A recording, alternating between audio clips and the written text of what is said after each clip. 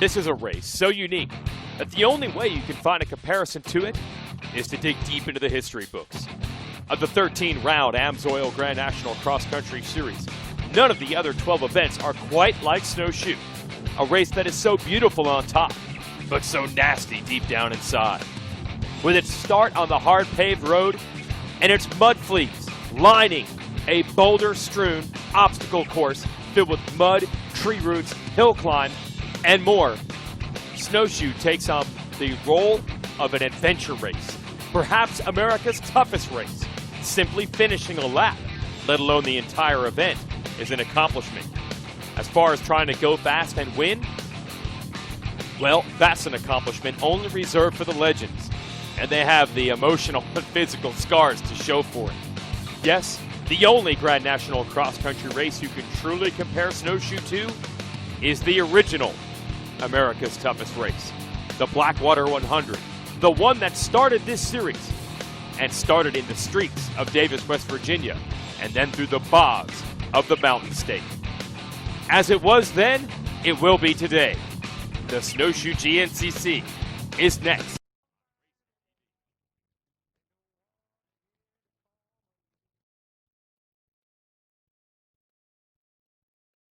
Are you ready to go GNCC Racing?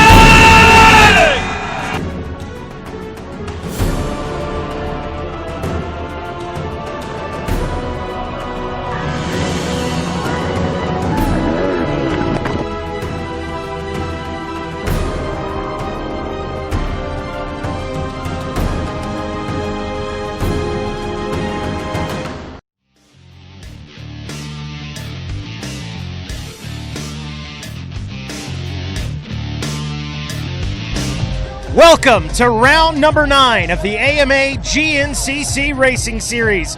We're here in beautiful Snowshoe, the village. The party continues today, Landon. We think back to the last round, the Tomahawk XC1. Yeah, well, we had a good racing at the last round, Tomahawk, but here we are, like you said, beautiful round, Snowshoe here. Got a party going on, as there always is in Snowshoe. But last round, XC1 class, Caleb Russell coming home with another win. Trevor Bollinger in the number 2 spot, hot on his heels all day long, so that's big. In the number 3 spot, Thad Duvall, another good race for him.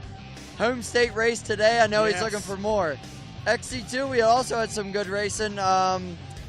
Josh Toth, another KTM factory rider up in the number 1 spot, and Craig DeLong in the number 2 spot. With Pascal Rockenecker making his debut back with GNCC, rounding out the box in 3rd.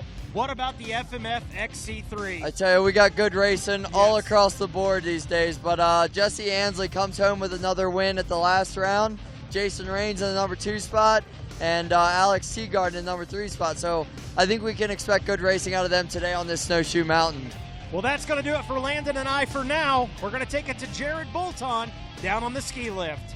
Thanks, guys, and welcome back to Snowshoe Mountain for the toughest, most unique, rockiest, muddiest race we've got all year. This is a fantastic event, and what better place to have a motorcycle than an ATV race. It's been raining a little bit since we've been here. That's going to add an extremely tough technical challenge to this course that's already rocky and technical enough. What's that mean? Well, it's going to give the guys that strive in those tough conditions a little bit of an advantage. And you know what? It's going to be really fun to watch, too. So you guys check it out. Going to be in for a real treat for some great racing here this weekend. So like we were saying, Trevor Bollinger had one heck of a race at last round, chasing Caleb around all day long. So let's head down to the starting line with Rodney Tomlin, see what Trevor Bollinger's plans are for today's race.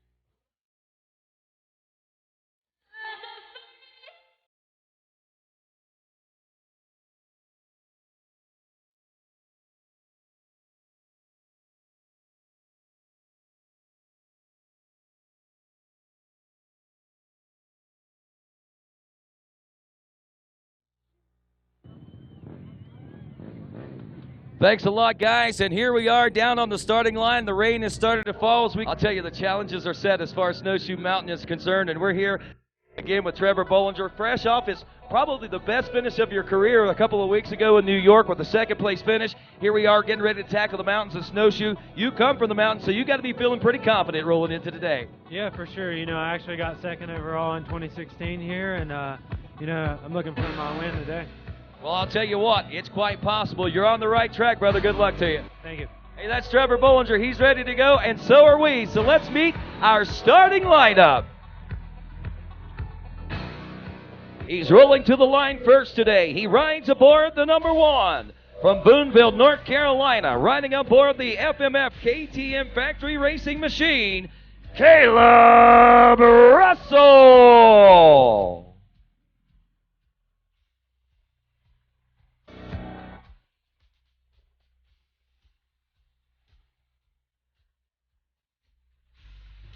Rolling to the line second today in points aboard the 989. He is a West Virginia native from Williamstown out of Rockstar Energy Factory Racing Husqvarna. Bad Duval! Today in points, fresh off a second place finish 2 weeks ago in New York. His career best, hailing from out of North Carolina. On board the JCR Racing Honda, the 739, Trevor Bollinger. Up next aboard the 514, hailing from Belton, South Carolina on a Teely Energy Racing KTM, Stu Baylor. The 114, fresh papa as his son was born just yesterday, and here in the mountains of Snowshoe, West Virginia, from Australia on the Rockstar Energy Factory Husqvarna, Josh Strang. Riding aboard the number 530 from Harwinton, Connecticut on a Trail Jesters KTM, once again. And then the 206, he hails from Winstead, Connecticut on an FMF Factory Racing KTM, Josh Toad. Aboard the number 212, he won here just 1 year ago out of Duval, Washington, on an Ampro Yamaha, Ricky Russell. Rolling to the line today, he is 9th in points aboard the number 8 machine. Enter Craig DeLong. And the 117 from Austria, riding on board a Coastal Racing Husqvarna, Pascal Rocknecker. And ladies and gentlemen, that is your starting lineup for this Snowshoe GNCC. A little bit different here today, as we've got our top 20 overall on the first 4 lines, and that means that these XC2 riders, about 4 of them deep, included in that front rows of starts here today. So we've got XC2 guys that are going to be in the mix of things, and they are certainly going to, I believe, make for a very interesting element to the way this race breaks down. Again, Craig DeLong out there on that number 8 machine. He is an XC2 rider. We've also got other riders, Pascal Rockenecker, the 117 Coastal Racing ride, as we said, the 206 machine there. Actually, he's on the number 1 KTM, and he is your XC2 champion. And, of course, Josh Toth is who we're talking about there. And, again, Ben Kelly out there with us as well on the 530 machine. What an amazing lineup we have, and a lot of anticipation. The boys from up in New England may have a little bit of an advantage here today. We've seen them doing well here a year ago, and we expect that they're going to do well again here today. Starting on these front rows, they should be in a good position to take some overall wins today. But we got our faithful in the XC1 that are obviously going to be hard to beat, as everyone is anticipating a very grueling 3-hour race that lies before us. The course has been altered a little bit from its original design to help accommodate the inclement conditions, but still, there is no doubt this will be America's toughest race, as Ricky Towery signals he's riding. We are just 1 minute away from going GNCC racing for the final time here in 2018 with this afternoon pro race, the XC1, the XC2, the XC3, and all of our A and B riders, some 230 strong on this street here in Snowshoe, West Virginia. As Ricky Towery waves that blue flag, we are now less than 30 seconds away from going GNCC racing. And the next signals we will see from our conductor of ceremonies, Mr. Ricky Towery, will be that 10-second call. And from that point on, we'll see rows of riders starting every 15 seconds. As we turn our attention to Ricky Towery, he lets us know 10 seconds for row number 1 here at the Amsoil Snowshoe GNCC. Row number 2 coming up next. That was Caleb Russell, Josh Strang, Stu Baylor, Trevor Bowles, and Thad Duvall. Row 2 is Craig DeLong, Pascal Rockenegger, Josh Toth, Ricky Russell, and Ben Kelly. Row 3, Jordan Ashburn, Corey Buttrick, Austin Lee, Grant Baylor, and Lane Michael. Row 4, we've got Jesse Grom, Liam Draper, Evan Smith, Nick Davis, and Jonathan Johnson. Row 5, Samorva XC1 Pros. This is a visiting rider from Japan, Rin Ishidoya and Andrew DeLong. Row number 7, XC250 Pro riders, Brendan Riordan, Mike Wachowski, Anthony Federico, and Braxton McGee. Row number 8, Brian Dussault, Dustin Simpson, Trevor Barrett, and Jonathan Garrar. Row number 9, XC250 Pro class, Sam Evans, Cole Madison, and Zach Hayes. Row number 10, more XC250 Pro riders, Damon Rummel, Tyler Braniff, Zach Nolan, and Hunter Neuwirth. Row 11, FMF XC3 125, Jesse Ansley, Cody Barnes, Alex Teagarden, Jason Langenbach, and Jason Raines. Row 12, FMF XC3 125, Hunter Reimer, Chris Bach, welcome back, Ryan Lochek, and Hunter Shelton. Row 14, Open A, Connor Smith, Eric Guys, Tyler Soriano, Kobe Beggert, and Bryce Coster. Row 15, Open A bike, Eric Douglas, Ben Parsons, Luke Ross, Brock Cagle, and Jason Lipscomb.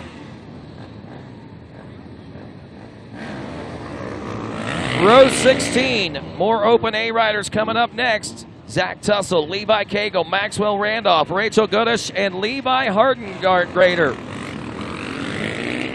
Row 17, Chase Hayes, Owen Guys, Brewer Colley, JoJo Bowden, and Simon Johnson.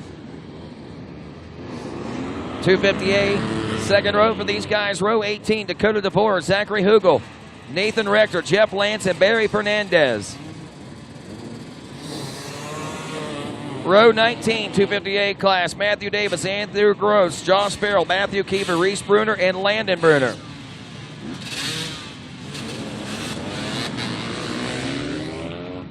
Row number 20, four-stroke A lights, Johnny Manera, Michael DeLosa, Brody Johnson, and Bolton B. Roth.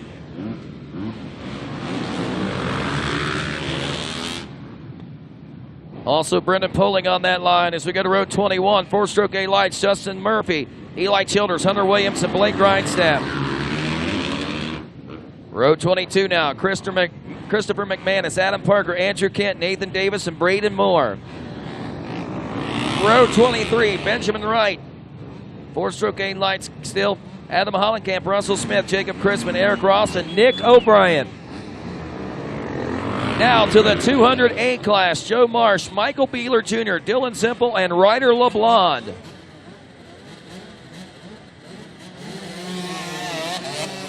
Row 25, 200A bike, Tyler Centrino, Zachary Davidson, and Aiden Pogson.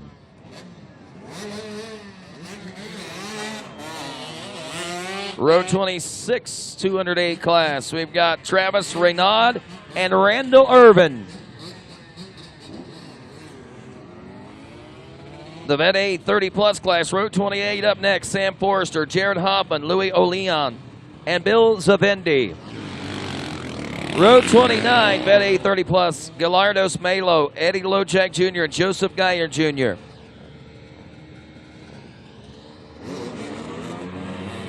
Row 30 is the Senior A 40-plus, Shotgun Sean Remington, Rick Burton, and Frank Messina. Row 31 coming up next, Senior A 40-plus, William Lackey. Row 32, more senior 840 plus class riders. Christian Broombaugh, Bob Bergman. Also Patrick Davis, Patrick Tobin, John Beaver, and Albert DeMott. Row 33, we've got the junior AB 25 plus class. Andrew Boggs, Tyler Brunton, Dustin Ulrich, and Jesse Kildo. Row 34 coming up next. Junior AB 25 plus, Jared Boothroyd. Row 35 coming up next in the junior AB 25 plus class. Casey Belt, Nick Mellinger, Joseph McCarty, and Colton Hawk. Row 36, Open B, Matt Sorge, Jacob Barnes, Matt Bruffy, Corey Burton, and Drew Norris. Row 37, Open B, Augustus Deal, Dominic Jarvis, and Dylan 2.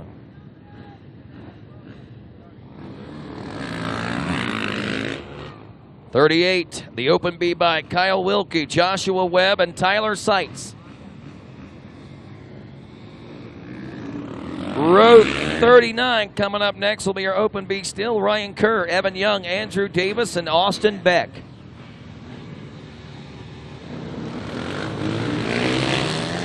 Row 41, Senior B 40 plus class. Mark Proper, Devin Ferguson, Jason Stickley, Joe Maurice, and James Twidoff. Row 42 will be our Senior B 40 plus class with Rod Cooper, Stephen Golick, Mike Horwitz, Tim Taylor, Darren Darmos, and Scott Matheny.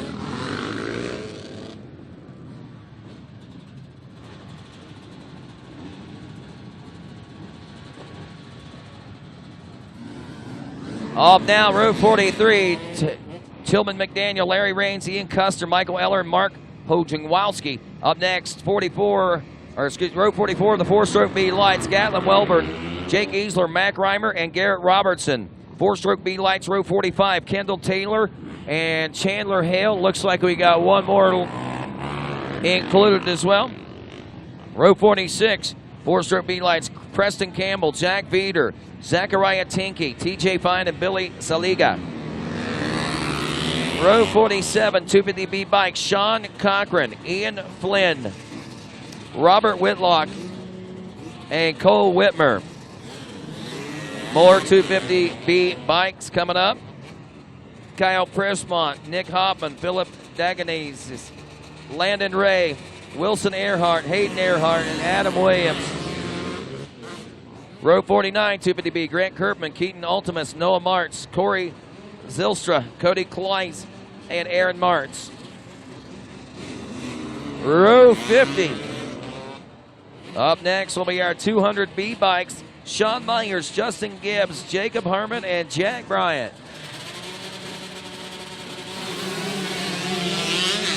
Love the sound of those two strokes. Row 51, 200B bike, Robert Hancock, Charlie Washburn, Randy Smith, and Bailey Parker, along with Hunter Cleveland and Brandon Reed.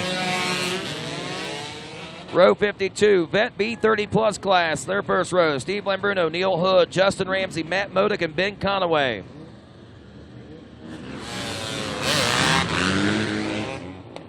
Row 53, Vet B30 plus, Wes Morris, Larry Hopper, Jeremy Stowobi, Gary Basang, David Murray, Adam Olin, and Wayne Skidmore.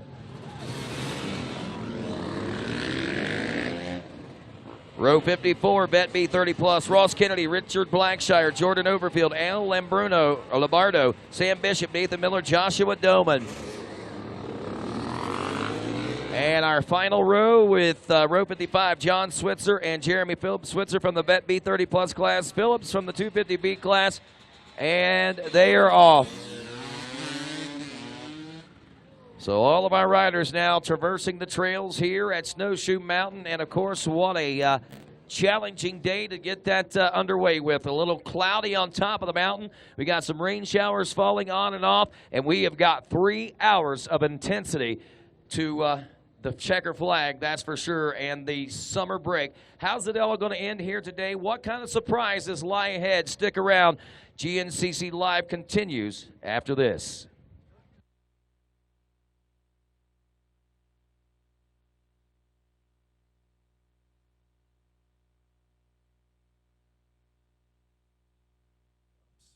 and your trails. Isn't it time you give your daily driver?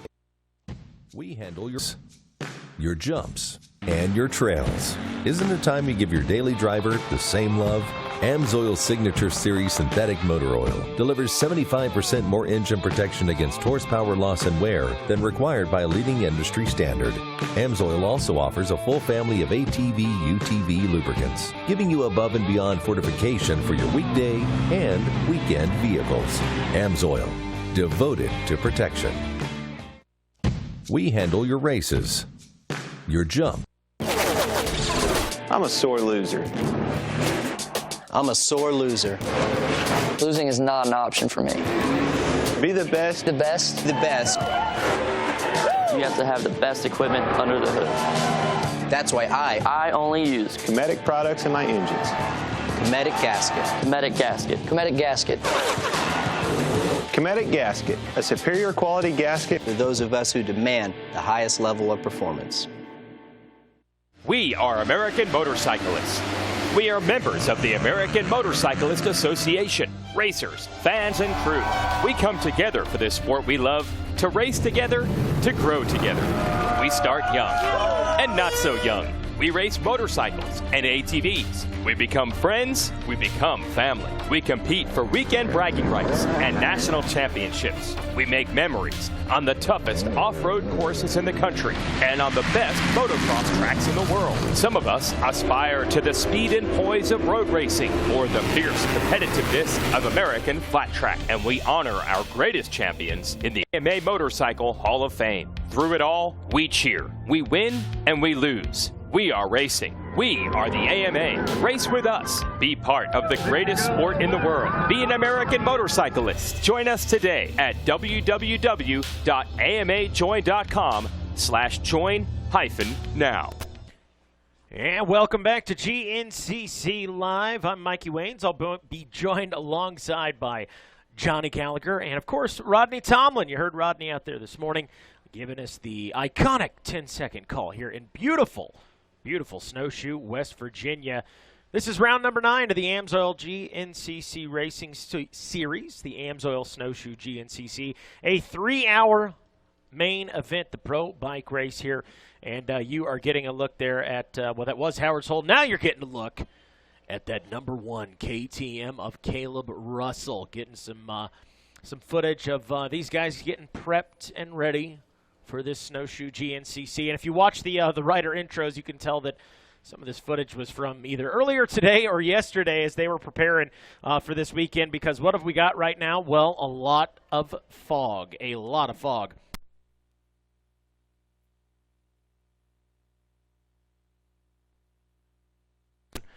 So there's a look at part of Howard's Hole, the Monster Energy Monster Mile, if you will. It may not be a actual physical mile, but boy, it's going to feel like it. That is an understatement for sure. So there's going to be one wild spot here in just a little bit. We've had some great racing action today, and here is a look at today's track map. Now, you want to note there from the 4E to the 6E, I believe they have taken that portion of the track out for this afternoon's race.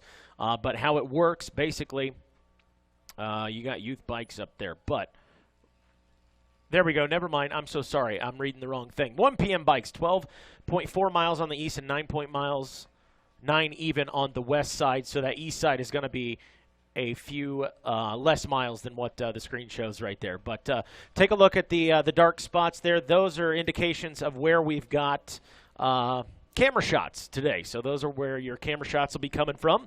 And we'll keep you guys abreast as to what's going on here this afternoon in this pro bike race. And you guys can join us, too, online and get a snapshot of what's going on here today. Take a look at the track map and kind of that way when we're referencing things, you know where exactly where we're talking about on the track. And, of course, tune in here on RacerTV like everybody out there is doing right now.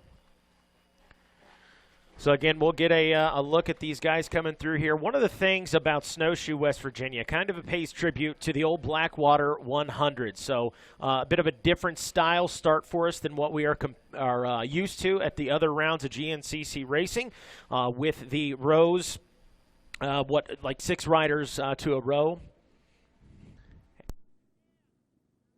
Oh, there we go. Lost my screen for a second, but we're in good shape. So, yeah, a bit of a different, but it gives an advantage to some of the guys that are further back. Perhaps some of the XC2 guys, gives them an opportunity to maybe work their way up with the time adjustment into a top podium spot. We've certainly seen it happen out here at Snowshoe in the past, and definitely a possibility here today as well. We saw a little bit of that yesterday with Hunter Hart early on leading. Didn't stay that way for the duration of the race, but we may see some of that today here on the bike side of things. And coming into today, what better perspective to get than from the pro riders themselves? And we actually had a chance to catch up with some of those riders coming into the Snowshoe GNCC. Yeah, no, we looked at the weather earlier this morning, and it's showing chances of rain all day, so it'll be definitely a tough one, and goggles are going to be pretty important to try to keep on, especially when you're in the slower sections. It's going to be getting foggy and stuff, and the goggles are just going to be really hard to wear. Yeah, definitely. It's going to be challenging for everyone. I mean, it's pouring right now. It's going to make it definitely more tough after walking yesterday and seeing how the course was. It was already pretty wet, but I'm excited. I got my first podium here, so that's good in these conditions, so hopefully we can do that again. I pedaled this side, the east side yesterday, and it looks good. It's going to be a tough day, but you're not going to get stuck. There's plenty of people out there that are going to pull you out. But yeah, mile 7 looks cool with the uphill rocky garden type thing, but no, it's going to be a cool day. This rain's added to it now. Yeah, it's definitely more technical and a lot different from Florida, where I'm based out of, and yeah, I've done good here, and I've also done bad. So coming in this year, just staying focused, and I know what the goal is, and I just want to keep it fun. And I feel like I do so much better when I start having fun in this type of stuff. It's so much different from what I'm used to, and it's more enjoyable, I think. It's tricky. I like the mud because it's like they say it's the great equalizer, right? It levels the playing field, and I think that's true because it almost slows everybody down. So. Dry, anyone can go fast, anyone can twist the throttle, but to go through the mud and the ruts and through the rocks especially, it'll be tricky. So I'm looking forward to it. A tough race is always fun. I mean, it might not be fun when you're doing it, but it's something different. Yeah, the track this weekend is gnarly as always. I mean, it's Snowshoe, that's what it's meant to be, and I think Ryan and the track crew did a good job at that. From what I saw, I walked a little bit, and they made it pretty technical and maybe a little slower than years past, and that's good. That plays in favor for me. I don't know how it'll play in favor for me on the 125. I've never raced a 125 here, but I've been riding it in the rocks a good bit, and it seems to be really good. And I love it, and we've got a great bike set up. The TC125 is an amazing bike to begin with, and then Coaster Racing and everybody here, Tyler King helping me with suspension, and they've got an amazing bike. The Maxxis tires that we're running are working great in the rocks too. So, I'm super pumped on Snowshoe. I mean, this is somewhere I really enjoy and a track that I really like. So, hopefully the gnarly track plays into what I enjoy, and it'll end up being a great day. Well, there you go, guys. The word from the pros themselves. Alex Teagarden wrapping it up there, talking about how much he likes Snowshoe. We'll see if he still feels that way after running this course for 3 hours on that 125. And it looks like Caleb Russell out front, and that was Stu Baylor behind him in the number 2 spot. And I believe we had Thad Duvall. That is Thad Duvall right there in the number 3 position. So there's your top 3 riders. And I believe we saw our drone guy Ian down there maybe. So I believe that's Ricky Russell. I'm having trouble reading some of the gear so far, but maybe we get a... There's Grant Baylor. Oh, Grant goes down. Grant puts it down. Ian Howes, there's your drone guy right there in the golf cart, guys. But how about that? Grant Baylor goes down early in that blacktop. That stuff is slick, man. I'm telling you what, this morning during the AM race, those guys running through there at the finish line, there's a little blacktop section, and those guys just eating it in that. So just another added element here to Snowshoe. It's always a little bit of something. But Grant Baylor, no problem for him, able to get right back up and get back out there. One of the things I wanted to mention about we got a lot of riders out there, a lot of different classes.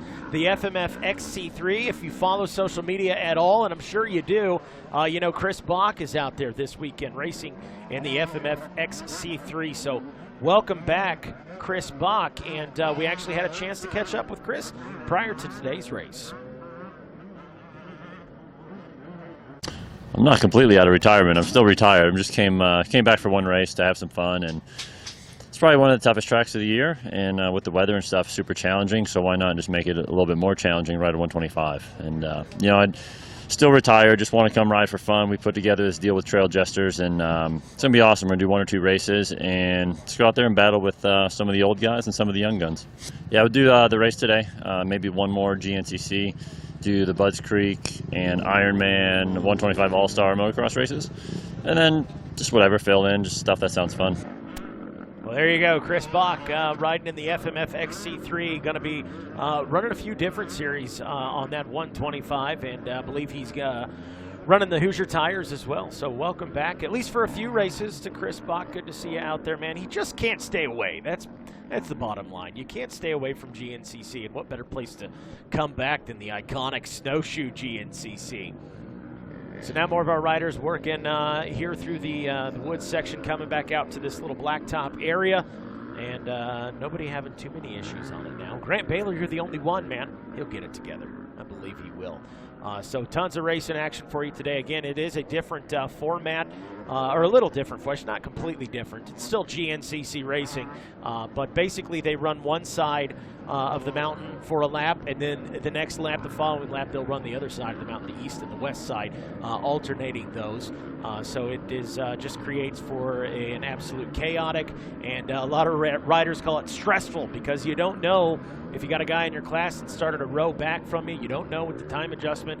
There's a 5-second gap you got to keep in there. Do you have it? So you're going to see a lot of riders today, more than normal, looking over their shoulder like, okay, where is that guy? Is he close to me? What's going on? What's going on? So just it's hard to stay within your own helmet and ride in, I don't know, the mindset, I guess, is just a little bit different. But you know what? Stu talked about it earlier today in the pre-race report, that once the green flag flies, really all that goes out the window, and you just become another type of animal or something. You know, it's like it just takes you over, and you're just focused on going out there and racing. So that's what we got. There's Jason Rains, rider on the 125 out of the FMF XC3. He's working his way through. I hadn't seen any of the other XC3 guys. Okay, so we are getting reports. It does sound like Jesse Ansley was out in front. Jesse, the points leader on the season in that XC3 class. So we'll have to keep our eyes open, see how Chris Bach is handling this terrain on the 125. Certainly something that he's not had to do before is riding around in that 125. And Snowshoe, that's a different animal altogether. It amazes me how well those guys do, to be honest with you, on the 125s in a GNCC-styled race. But, boy, they do well. They do very well. So as we're rolling along here, you guys are seeing the fog, or as we call it up here on Snowshoe Mountain, it's basically the clouds. Vision is not great, but, man, it just another added element to this race here today. Is the weather that you've got to deal with, and it's almost as if the mud fleas out there prayed to the mud flea gods and asked for this weather, and boy, their prayers were answered today. We have really got the stage set, and I know the mud fleas had one heck of a time out there yesterday, so I'm sure they'll be right back out there doing it again today, as I am joined in the booth now by Mr. Rodney Tomlin, and we've got our riders have excuse me, checked in. And right now I've got an XC2 250 Ryder Lafferty out in front, Rodney, on adjusted time. Well, not really a huge surprise, if truth be told there. That's the kind of things that we expect, especially in the early part of the Snowshoe GNCC, as we see the elapsed time for those guys, basically that first lap, which translates into 13-minute lap time and 53 seconds. Maybe that's off. Yeah, that may be off when everyone else is turning a 21:15. Yeah. So maybe Ryder might have inadvertently taken a wrong trail out there someplace. But Ryder is certainly top of the leaderboard right now. But we think that might be unofficial. So we still got, and we're going to go with Ricky Russell, last year's defending champion, out front. We've got Caleb Russell, the Russell boys, and they're not brothers, they're not even related, but they both know how to twist the throttle on a motorcycle. Of course, Caleb's got the physical lead on the track, but with time adjustments, Ricky Russell, it's paying huge dividends. And, you know, honestly, he's probably in the best situation that he could be in right now. All he's got to do is go out there and ride close to Caleb the rest of the day, and he's got this lock, stock, and barrel. He does. You're absolutely right. If Caleb stays and maintains out in the lead. That's true. That's true. And you got Stu Baylor back there. He's not far off pace right now either. And how about Ricky Russell? We talked about it. Well, we talked about him a lot last year because he got the win and just one heck of a race. But you think of the guy, Rodney, you call him rough and rowdy, Ricky Russell. How appropriate a guy like that's leading out here at Snowshoe. You know, if you know rough and rowdy Ricky Russell, you know that is definitely a oxymoron for him, kind of, so to speak, because he is far from rough and rowdy. He got the meanest dog I ever seen, a little poodle named Alexis, I think is her name. Yeah, I tell her, get that mean thing away from me every time I see it. But no, Ricky, just a great personality. There's no doubt about it. But he has earned that title of rough and rowdy on the racetrack. And I think last year's Snowshoe GNCC being one of the more challenging GNCCs that we've had up here at Snowshoe Mountain, and he was able to come out on top, really proved a lot of just exactly that. So we anticipate, you know, with the great successes that he's already shown this year. He's already got a win, if I'm not mistaken, this year. He's been in podium contention. We've seen a lot of good fights out of him this year. And you know that the win last year, the momentum, and a not-so-bad season so far, the momentum rolling into this Snowshoe has got to be he's got to be peaking right now. And obviously on this first lap, things are going pretty good from that west side of the mountain. Now, if you're just joining us during the riders' meeting, if you been paying attention, and traditionally we usually go to the east side of the mountain first, and all other races this weekend have gone to the east side of the mountain first, but this time for the pro race, this 1 o'clock race this afternoon, they actually went to the west side of the mountain first, which will, I think, be kind of interesting in a sense because it kind of mixes things up for these guys, and it'll put them toward the end a little differently than what they might have been had they started on the east side. So we'll see how it pans out in the very end. We'll see which side of the mountain actually turns out to be the roughest side of the mountain. I know both sides have their obstacles, there's no doubt. But I think the east side might be a little more challenging than the west, though, if truth be told. But I haven't ridden it, and you talk to those riders, they might tell us a whole different story. Man, this watching this on screen right now, it's almost spooky. It's like we're watching. If we had the music playing from a horror film, it would fit perfect right now. And how about Josh Strang? Did I see him on the starting line? You did, and we want to say congratulations to Josh and his wife as they welcomed to the world yesterday morning about 9 o'clock a brand new baby into this world. And he is here. I don't know if he got here late last night or early this morning, but he is here, and he's ready to go racing. And I'm sure, you know, he's tired. He's got a lot of things on his mind, but you got to tip your hat to Josh for coming out even after that, because it takes a lot, because you know where his heart is right now. Yeah. His heart's back home and down in North Carolina where the baby is. Wow, congratulations to those guys, to Josh and Cameron Strang on the new baby. That's pretty cool stuff. Well, the XC2, Rodney, Austin Lee's out in front. He's in 8th in the overall, and it's showing him as our leader in front of Josh Toth, who's in 2nd in the XC2. And here's another one that this starting sequence may pay huge dividends for. Austin Lee, we even talked about it with him in the pre-race interview, and he was kind of excited to be, since the situation was the way it was in points, that he was able to start where he was, because he thought it was a bit of an advantage for him. So we'll see whether or not it does pay the huge dividends or not. His lap time, 21:32, so he's right on pace with that. So I'm, again, having to say that Ryder must have taken a wrong turn out there on the course, or something's messed up in his transponder or something. I don't know what it is. Josh Toth running 2nd right now. Ben Kelly in 3rd. Jonathan Garrar is your 4th place XC2 250 Pro rider. And Liam Draper, the 198 from New Zealand, rounds out your top 5. And, you know, talking with Liam earlier today, too, you know, he says though they've got some mountainous terrain and different things like that, and they race, he says nothing like Snowshoe. He's never had to race anything like Snowshoe before. So I think he was pretty amped up and excited about it, his first experience ever here. And starting out with a 6th place position in the early going, so I think it's a pretty good run for him. The 347 of Evan Smith running back in 7th. Jonathan T. Johnson, the 981, he is running in the 8th place position. Mike Witkowski, kind of surprised to see this, but he's back in the 9th place position aboard the number 282. And Zach Nolan, the 721, rounding out your top 10 there in the XC2 250 Pro class. Pascal Rockenecker, this would be his first race, I believe, at Snowshoe, so he's getting a taste of what this mountain's all about.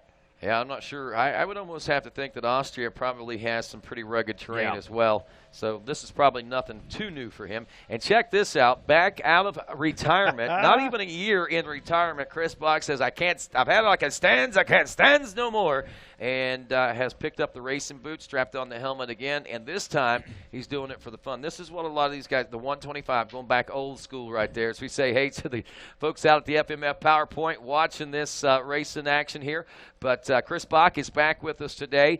He is racing in that FMF XT3 125 Pro-Am class. He has a lead in on the time adjustments. He is actually not physically leading. Alex Teagarden is your physical leader. When you look at this, he's got a 4-second lead over Teagarden right now. So this could get kind of interesting as the race day wears on. Jason Langenbeck out of Clarksburg, Massachusetts, runs in third. Jesse Ansley, the 37, in fourth.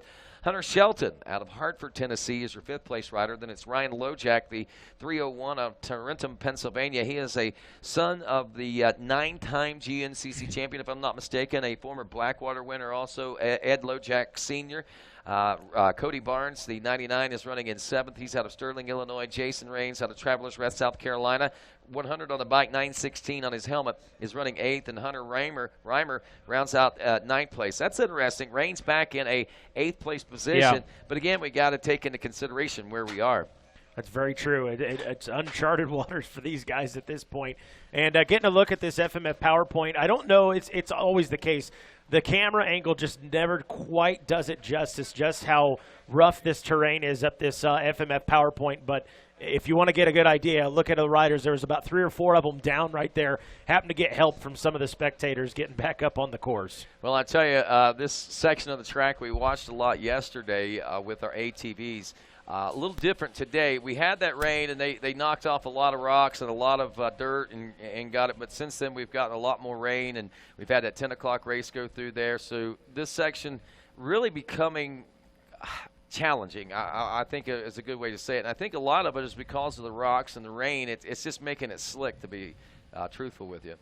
So you got the benefit of the rain, getting rid of some of that clay and everything, sticking to the bike, but then now you got to deal with slick rock. Right, but it looks like these guys are actually adapting to the conditions out there. They don't seem to be having much problem traversing this uphill section, and it's not an easy uphill section. Again, just as we take a look at it from our drone footage, you can see it comes up in waves, the kind of stair steps, but there's steeper sections of that track. And as this race wears on, that track becomes more and more utilized and develops more of a race face. I think it could get more challenging as the day wears on. Time will obviously tell that story, but we'll wait and see. But, wow, Chris Bach back in this one, leading that FMF XC3 125 Pro-Am class, and what a great achievement for him to get things started off here. Let's check in with some more of these other classes while we got a moment and wait on our top riders to check in. We'll go with that looks like what we got here, the senior A40 plus class. Let's look at this. Only a few riders checking in on this one so far, but we got Albert DeMott, the 425 from Dunbar, Pennsylvania. He's got the early lead in this one by about 27 seconds over Shotgun Sean Remington, the 69 from New Salem, Pennsylvania.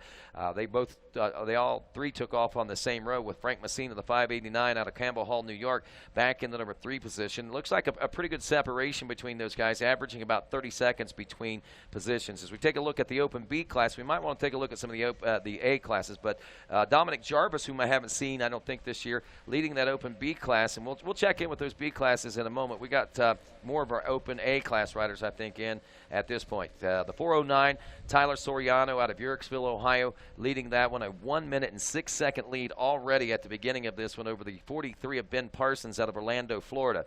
That's kind of interesting. You've got a Floridian, actually a couple of Floridians that are running in the top 3 right now. And those are the types of guys you would say, they're sand riders. They wouldn't know what to do in the mountains of West Virginia, but obviously they seem to be faring quite well, running second and third right now. Parsons out of Orlando on the 43 in second. Bryce Coster, the 712 out of Sorrento, Florida, is third. Then on the 36 machine from Denver, North Carolina, is Connor Smith. The 319, Eric Geis from, what is that? Sammamish, Washington. Your guess is good as I think you're right. I think you nailed it. Pittsburgh, Pennsylvania. Levi Hargan Gardner is the number 6 ride. He's the 814. The 38 of Eric Douglas is 7th place out of Martinsville, Indiana. 8th place, the 700 of Jason Lipscomb out of Parkersburg. Here in the great state of West Virginia. Zanesville, Ohio, Cope Beggart, the 521 and 9th, and Maxwell Randolph out of Terre Haute, Indiana, rounds out your top 10. Get this, 2 guys from Flat Rock, Alabama. What did I do? Yeah, that was 2 guys from Flat Rock, Alabama, Levi Cagle and Brock Cagle, running in the 11th and 12th place positions. They're used to riding rocks. It's just flat rocks they're used to riding, true. I guess. We'll see. We'll keep an eye on them. Rachel Goodish, also Yeah. from our WXC class, has signed up for this afternoon's Open A class, and she checks in a 13th place position on her beta out of Terre Haute, Indiana, on the 517 machine. She finished out in 3rd this morning in the WXC. So I'm, you know what? She's out there running the 3-hour race. So essentially, she's racing 5 hours of snowshoe today. Wow, that's My nuts. And that's what I was going to point out. Not only, racing that 2-hour race was, I'm sure, challenging enough, but to throw 3 more hours on top of that, wow, that's got to be taking a lot out of an individual. As we are being joined in the booth now by an individual that had a lot taken out of him at the last round in New York, as he took quite a big digger, got himself a broken collarbone, and only the 3rd race missed of a GNCC since was it the 2nd race since 1994? Wow, it's Johnny Gallagher. Welcome back to RacerTV, and glad to have you back, man. And I know last time we saw anything about you, it was your machine we saw all tattered and torn on RacerTV on the last Saturday broadcast from up at the Tomahawk GNCC. Yeah, not a great day, but that's part of racing, and it's definitely one of those things that we, as racers, we have to deal with. Wasn't what I was looking for, wasn't what I was hoping for, but was able to get home, get fixed up, got some titanium hardware in me, and feeling better every day. Actually thought long and hard about giving it a go yesterday, but just wasn't ready. Had set some goals for myself and wasn't able to achieve those. So gave it everything I had for 2 weeks and came up maybe, 3-4 days short on being ready to race. Did you feel like Austin Powers, the $6 million man, whenever you went to the operating? We can rebuild him. Yeah. Unfortunately, they pushed off surgery quite a bit longer than I would have liked. I was hoping for Sunday or Monday. We actually left immediately after the race and drove all night, but drove into the night to get home, and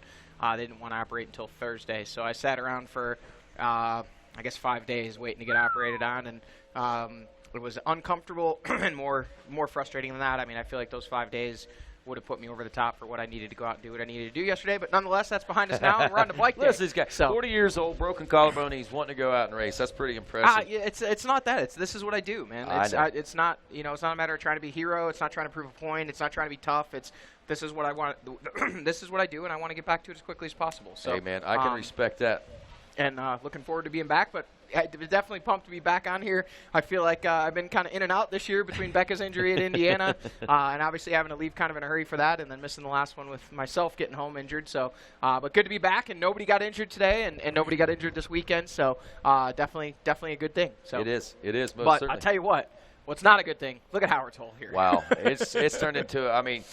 It's already a quagmire, but probably a little beyond that right now as we scan our Monster Energy mile right there, and just a small portion of that section of racetrack is what we're looking at again. But man, what a lot of action this this section of racetrack holds for the race fans and the racers as they traverse their way through. 258 class, while we wait on some of our lead riders to check in and give you an update on what's going on in the 258 class. J.J. Bowden out of Lockport. Did I get that right that time? JoJo Bowden. What did I say, J.J.? JJ. I was so worried about getting the last name right that I screwed up the first name. Okay, JoJo Bowden.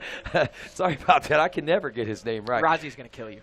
The 444. Now this kid wow, look at that, 0.136. These guys literally coming through the finish line on top of each other. The 570 Matthew Kiefer from Monroe Township, Pennsylvania, running in second. 2.8 seconds behind them. Simon Johnson, the 811 from Bennington, Vermont, is your third place ride. Fourth place, the 816 of Landon Bruner.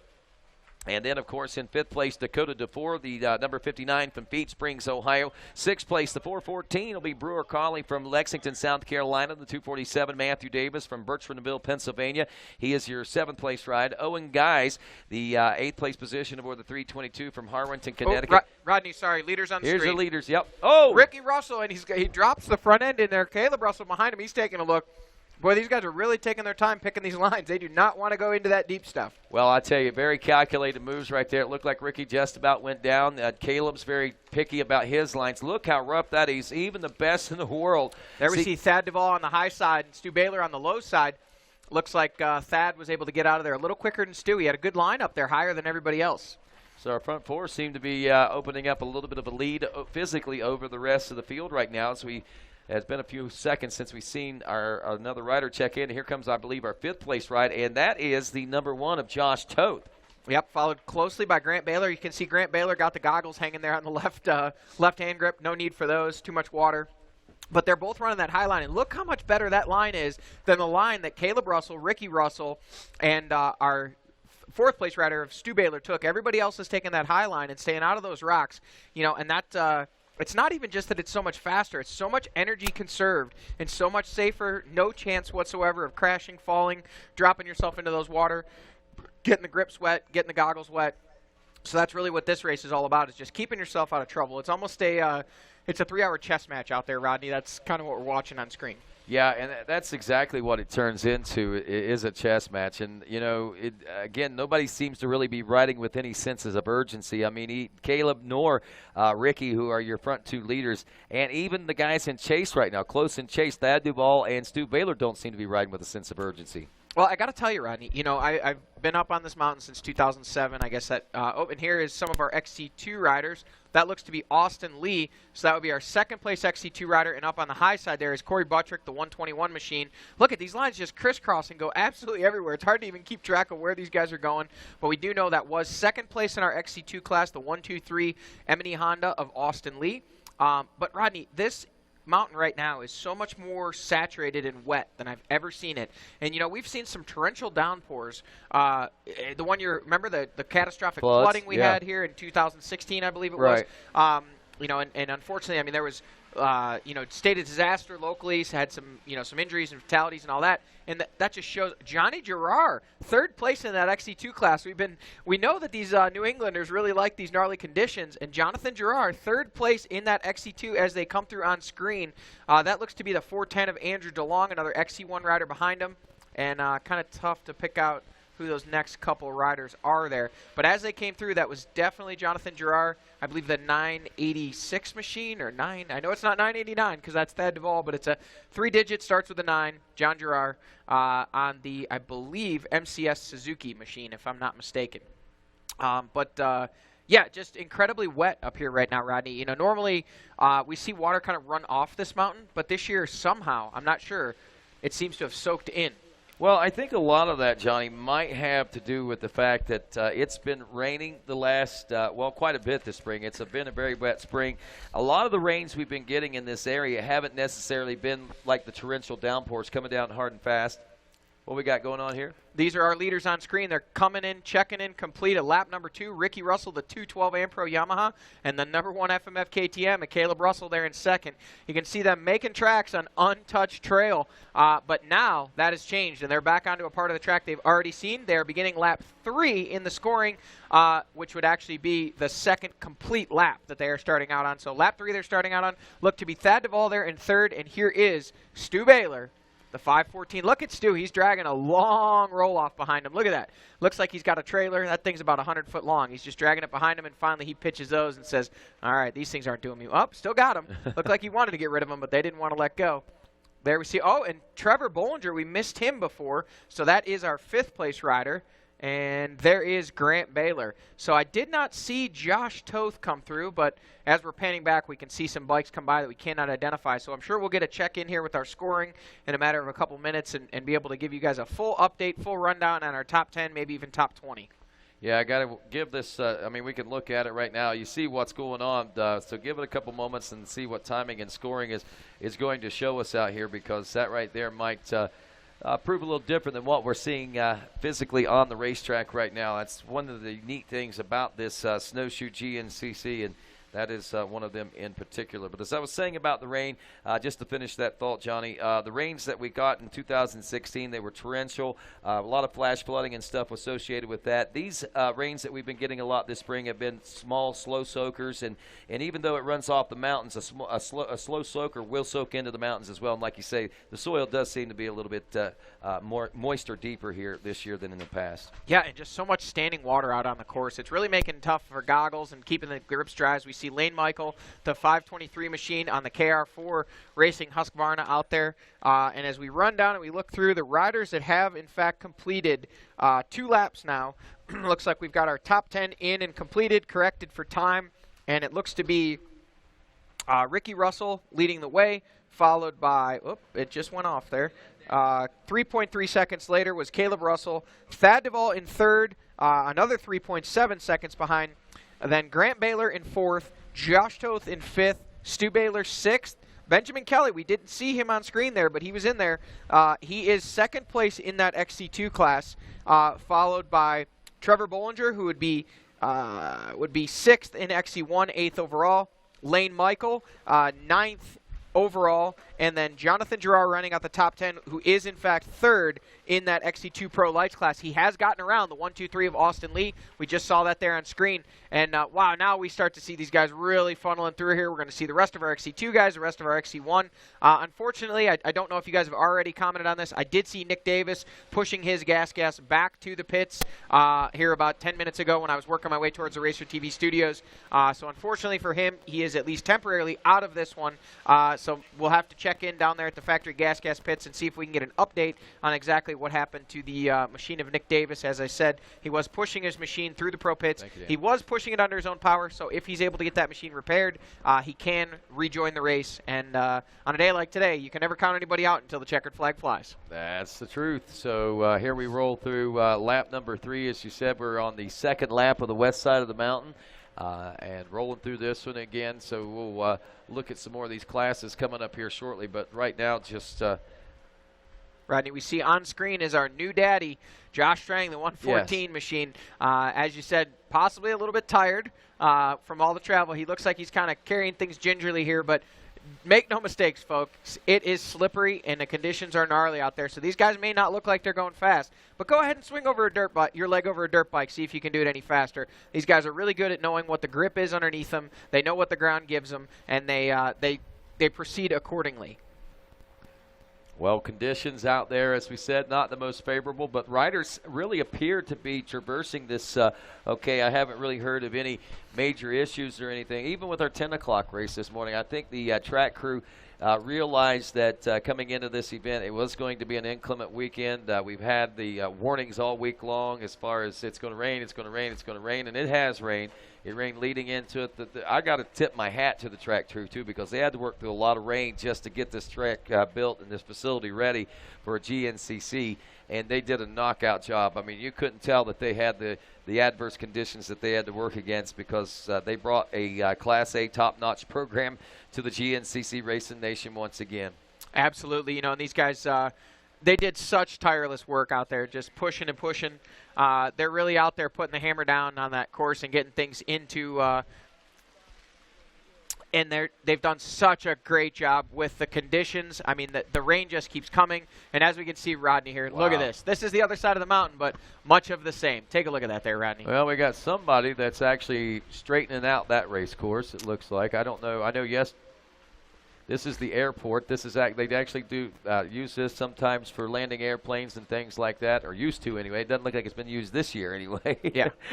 I think they've kind of given up on the original March course. The four-wheeler guys, the quad guys yesterday just blew right through there. I think if you look at that, that gets pretty gnarly and nasty down there on the lower side of that. That might be why a lot of those guys have elected and why the track crew has gone ahead and rerouted the track straight instead of going to the left right there. Yeah, they're just going straight through, but everybody's doing it, so fair's fair. Things change rapidly out there on the course, and you got to keep up with the times.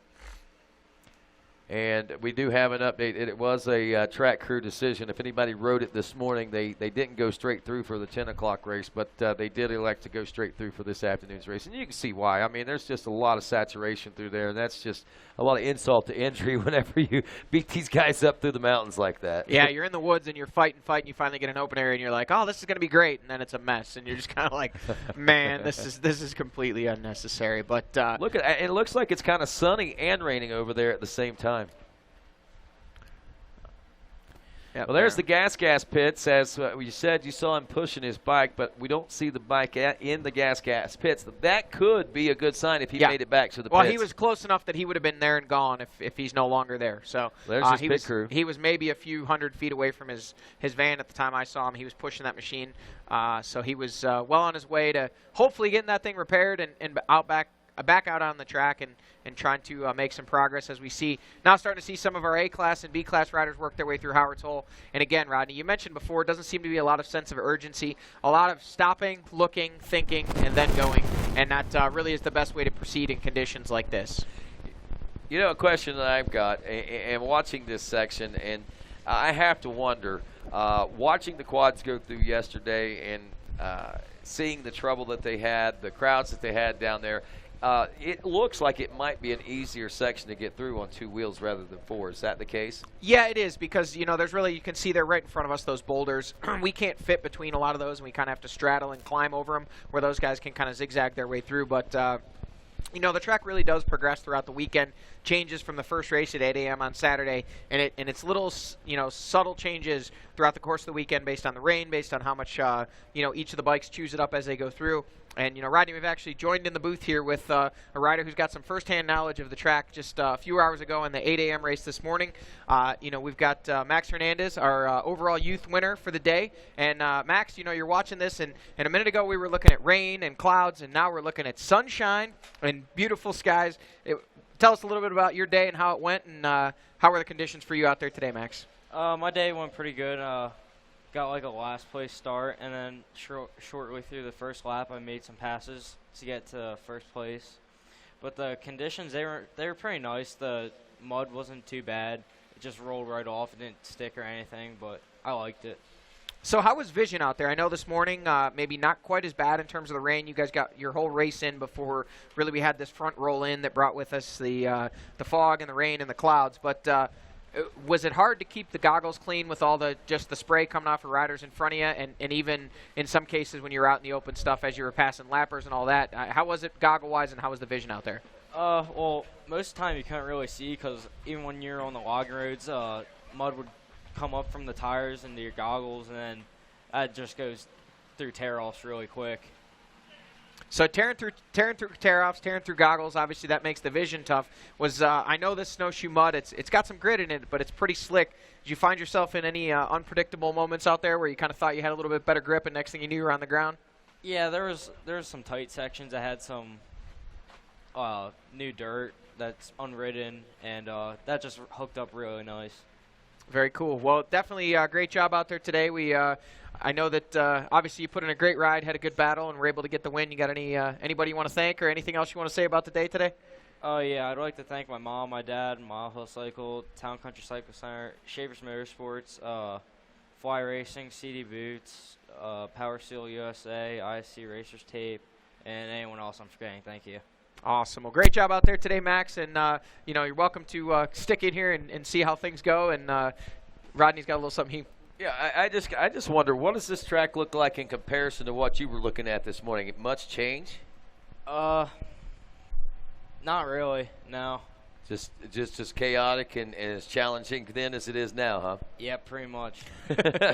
I wonder about that. I mean, you start out early in the morning, but I have to think with this weekend's racing, with the ATVs already being out there, I think it starts out and it just stays basically that way all day long. I don't know if it can get much worse. I think it's gotten as bad as it can get. We got the rocks. We got a good solid foundation now. Now we got a good racetrack to race on. It's going to be slick, but there will be a few holes out there. But all in all, I don't think any more rain's really going to hurt things out there. It might wash away some of that mud off the rocks and might even actually make it better from this point on. Absolutely. It just makes it a little tougher on the spectators, but that's why the GNCC mud fleas are the toughest and the best in the business. No doubt about it. As we roll through this, and we are now About 54 minutes into what is scheduled to be a near 3-hour race. And as we watch things unfold here, we were taking a look at some of those other classes a few moments ago, Johnny, and you can keep an eye on this screen to let us know if we see any of our leaders checking in anytime soon. But we were talking about that 258 class a few moments ago, and after 2 laps now, Matthew Kiefer, who is still not leading physically on the racetrack, it is ahead of Simon Johnson, who is leading this physically. JoJo Bowden has now dropped to 3rd place. He was leading that one, if memory serves me correct. Landon Bruner in 4th. Brewer Crawley in the number 5 spot. And as we check in with what we're watching on RacerTV right now, look at that. That's not a stream. That is actually a trail and a hard pack road that these riders are riding upon. Oh, Rodney, look at this. Your screen has not gone foggy. That is, you see those power line poles there? Nope. That is actually racetrack. You see power line poles there? Yes, look in the middle of the screen. You can see the X up and to the right. This is actual racetrack you guys are looking at right now. I see it. I see it barely, but I see it. This is what the riders are dealing with. For the folks at home, these are the vision conditions around parts of this Snowshoe GNCC race course. You can actually see there's bikes going through up there. You can see them in the distance. See them there? Yeah, barely, but yeah. So that's racetrack, folks. This is not. You don't need to adjust your monitor. That is exactly what they're seeing. Here we see Ryan Eccles doing a great job of overseeing the race course. He's saying, hey, this is where these guys are going to come through, right here to my left. This will be the power line, the long power line uphill climb that'll bring these guys back to the VP Fuels Pro Row. This is where we'll see them next. I think right here, this shot right here might give us a pretty good perspective on just exactly how steep this section of hill is. I mean, every other shot that I've seen this weekend does not do it justice, that's for sure. They give him a head nod with the camera up there as well. But we'll be seeing these guys come through this section of the course, like we said, here soon. And again, a tip of the hat to Ian Howes. And he's flying that drone in some adverse conditions this weekend. Hey, Mikey Waynes is down in the pits. I think we got an update. All right, down here in the Tealy Energy pits, guys. And I understand both Stu and Grant going to have a bit of a tire change coming up here in a minute. Yeah, we'll see if it works out. I mean, we're going to see if it'll help it later in the race. There you go, guys. So it's going to be some chaos down here in the Tealy Energy, just a little bit. Wow, interesting choice. These guys have elected to change tires, so they must be going with a different compound, and maybe their first choice might not be doing what they'd hoped, I guess. Yeah, you know, it's something we've seen a number of times here, and it's with a specific brand. We see these guys run these real soft, gummy tires, and they just don't hold up for 3 hours. So they go for the maximum traction, and the only thing you could say is maybe they're taking the gamble that they're getting such good traction that they're going to be able to make those tire changes and still make up enough time that you know, the traction is worth the 45 seconds to a minute it's going to take to change tires. And that's pretty quick when you look at things in the grand scheme of things. That's become a pretty good science as far as this is not racing good is concerned as well. What's going on here? We've got a rider.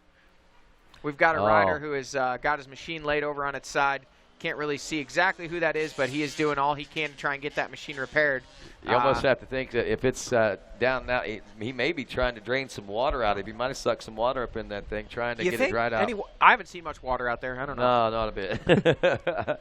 Boy, what a heartbreaker for Adam McGill. He sucked up water yesterday, leading yesterday's event. And these are the kinds of things that Snowshoe, the obstacles that Snowshoe brings with it whenever we come here. Everything from this, Howard's Holt, the Monster Energy Mile, to the FMF Hill Climb. And, yeah, and, you know, we talk about the water. You know, it runs off these hills, but these flat areas, it coagulates and right into that area. I mean, it all pools right down there in the lower section. And I'll be honest with you, as bad and as deep as the water is in Howard's Hole, I'm surprised it's not deeper considering the amount of rain we've gotten here. I agree 100%. I could definitely have seen it being even worse than what it is. So, you know, it really does go to show how resilient this mountain is. I mean, the one thing, and I heard this said a number of years ago, you know, when in regards to coming here, people always say, I can't believe they let you go there and, you know, and race that place. It's got to mess up the mountain. And I believe it was Barry Hawk and Jeff Russell just kind of both looked and they said, you can't hurt rock. Like, we're down to the rock. There's no, you know, there's no vegetation per se left in the areas of the course that we run. They run the same, not the same course, but they run the same section, so it's not like we're bouncing all over the mountain and tearing away vegetation or anything. you know, a lot of these parts, they're so steep, they're so rocky, nothing can grow there anyway. You know, we come back a year later or even go into sections that we haven't run for 5 or 6 years, and it looks exactly the same. Yeah. And it looked that way when we first came here in 2007. And they do a lot of reclamation work as well. The reclamation work that we do when we leave an event oftentimes makes the place better because we find those problem areas, and even if we haven't ran there and it looks like a problem area, our crew will go over and try to fix that up. So, I mean, they're kind of ecologically minded whenever we go to obviously reclaiming these courses. Absolutely, and a little bit of extra work put in here at Snowshoe because it's such a beautiful facility, and as you can see, picturesque views. You know, and I know they spend a lot of time. Here we go. Here's our leader, Ricky Russell, the 212 NFAB Ambro Yamaha, hard on the throttle and up that so steep of a powerline hill climb. Again, the camera not doing it justice, but there he is, hot on his heels. The #1 FMF KTM, Caleb Russell, does not want to let Ricky Russell get away, and there we see the third-place rider. I believe that may be Josh Toth, who is now physically up to and right behind our top two. We'll have to see. That is definitely Caleb Russell in second. Can tell by the riding style. We're going to have to see if we can catch a number on our third-place rider, or maybe if we can get a good enough view. Man, I just can't tell. It very possibly could be Toth, but we're going to see those guys. There's Stu Baylor. I believe that may have been Trevor Bollinger right in front of him. We need to keep an eye out for Ben Kelly. We know some of the other riders that were up in the mix was Thad Duvall. That could have been Thad Duvall as well. Those guys are all coming through here in just a matter of the next couple minutes, or a couple moments, I should say. Man, it's just so tough to identify these guys from this drone shot. Great shot, but just lacking just enough detail to be able to tell exactly who's who. Well, now we're a little over an hour into this race now, and working on, if I'm not mistaken, lap number 3 still on the west side of the mountain, which is the second lap on the west side of the mountain. And we should be heading towards here's our leaders in VP Fuels Pro Row. So it is Thad Duvall. Thad Duvall's made his way into, that's hard to tell. I think we might have 2 riders come through, so that was definitely Thad Duvall followed by Josh Toth, but we don't know if that was second and third or third and fourth. Right, exactly. So here, okay, it was third and fourth because here's Bollinger in fifth. So we've got in the lead Ricky Russell, second place Caleb Russell, third place Thad Duvall, fourth place, and look at this, Rodney, I'm going to let you call this one. NASCAR pit stop. These guys are going to change a tire. Yes, sir. I believe these boys are, look at this. AG has got this all dialed in, a quick twist of the nut. You got a clock on this by any chance, Johnny? I did not start it, but we can. Be interesting to see. We'll do Grant's, I guess, whenever he comes in here. Oh, they're both changing tires? That's what I understood them to say. Oh, my goodness. And there we go. Looks like they got the other stand. Here is Grant. So I'm going to start it for Grant. The clock is running. So they're going ahead and doing a fuel stop for Grant and Stu at the same time. They'll do goggle changes. They'll wipe some gloves, get some gloves, new gloves as well. And you see the rags going into the hips there. That is to help keep their gloves mud-free as possible. Yeah, this is, yeah. I think they're going to get Grant's on before they get Stu's on. They may, in fact, do that. We got a little pause in our camera. We're at 30 seconds right now on Grant. Stu's obviously been in and there longer, but with the pause, it's hard to tell exactly. We're going to have to guess on that one. Yeah, we'll see if we can get that shot back. We're at 42 seconds on Grant. I can only assume that they're probably tightening those things up right now. Because they've got to make sure the chain is properly adjusted. Yeah. There we go. So Stu is out. Stu well over a minute. Is Grant still there? Grant is still there. 1 minute and 4 seconds for Grant. Stu was there probably a good 20 seconds, so about a minute and a half almost for Stu. You know, Rodney, I hate to say it, but that's just devastating at this point. And that's it does not bode well for their race strategy coming into this with the tire choice.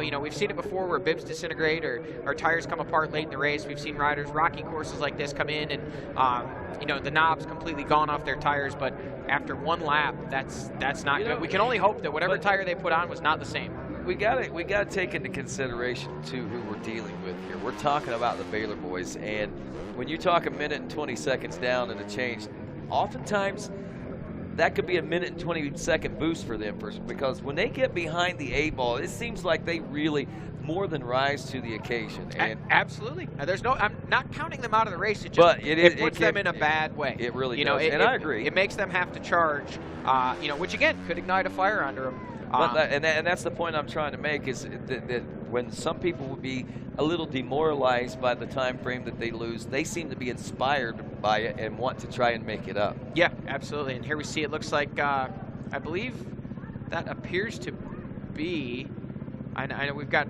Austin Lee there in the foreground, and I'm trying to figure out who that is in the background. Possibly Liam Draper, maybe? Oh, Lane Michael. Okay, so that's, I knew it was one of the Kara 4 Husky guys. I wasn't sure if it was Lane or Liam, but apparently it was Lane Michael, who's running just outside the top 10 overall. Now these guys, we should see our leaders checking in here in just a few minutes for the completion of lap number 3, which would be the second lap on the west side of the mountain. And those guys, as we last saw them, it was Ricky Russell leading the way, followed by Caleb Russell. 3rd place, Thad Duvall. 4th place, Josh Toth. 5th place was Trevor Bollinger. Stu Baylor came in 6th, but we know he's now back outside the top 10. And here they come. Uh-oh, folks. Do we have a new leader?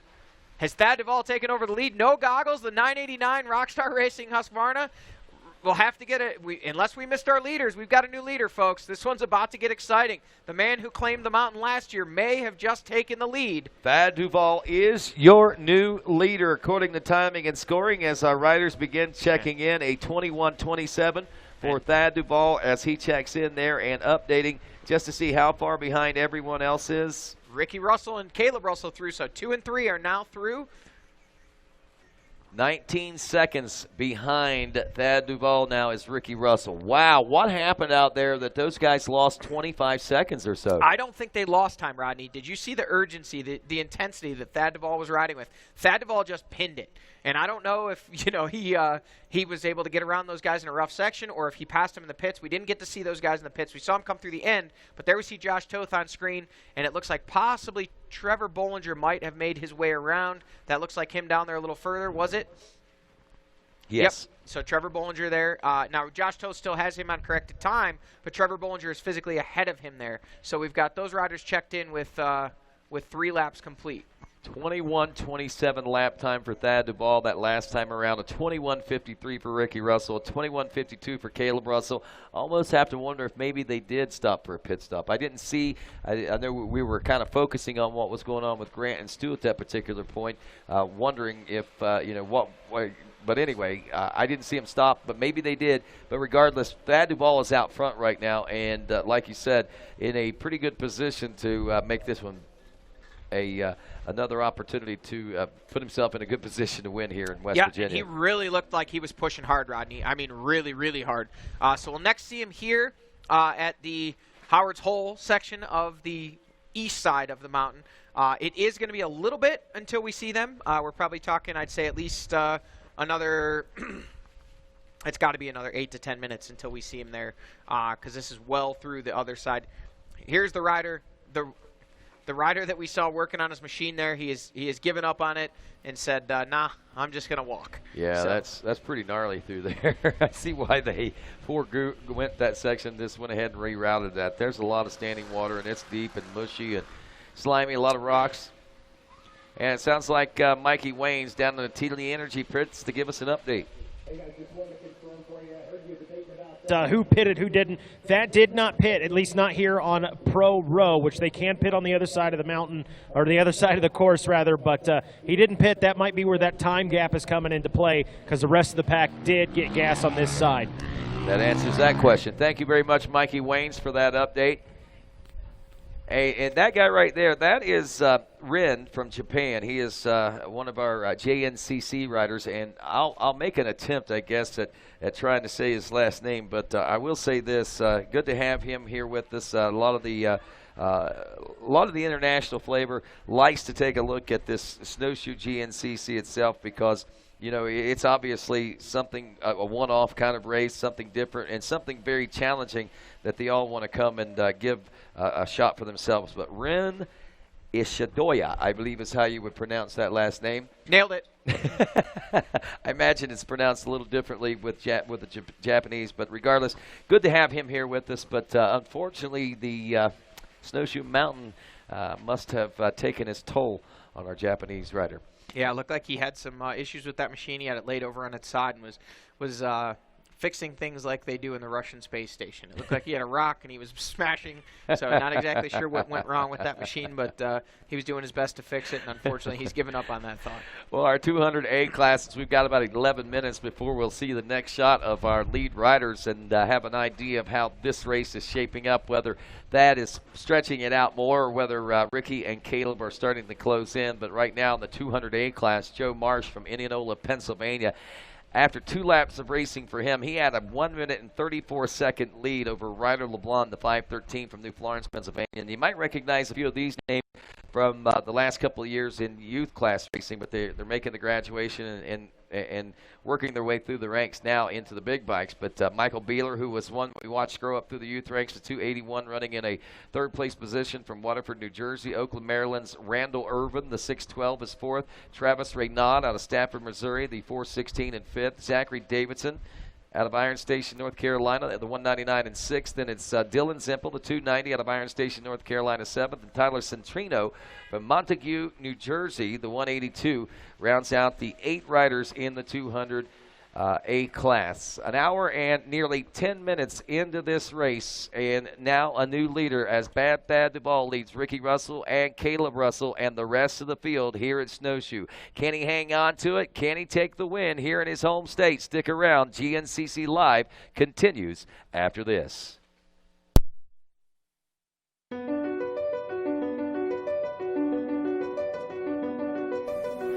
What is your passion? Hitting the perfect line, finding the perfect trail, routing the perfect adventure, or just living and breathing the moto life? Do you feel pride for a job well done after tackling a late night in the shop? Do you enjoy time spent with friends and family in the great outdoors? Spanning over 3 decades, one name has taken the lead for supplying the best powersport parts, accessories, and apparel to fuel your passion. One name that knows it goes beyond getting you the best prices, quickest shipping, or largest selection. One name that builds and innovates for our industry. One name that teaches, helps, and supports our fellow riders, racers, and organizations. The halfway point is here, and these riders have endured over an hour now of hard battling through the woods at extremely high heart rates, the type the average athlete couldn't even fathom for this level of distance. Can they stick with it to the end? Don't click that X. GNCC Live on RacerTV.com continues after this.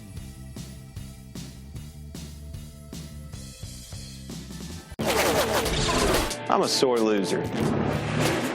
I'm a sore loser. Losing is not an option for me.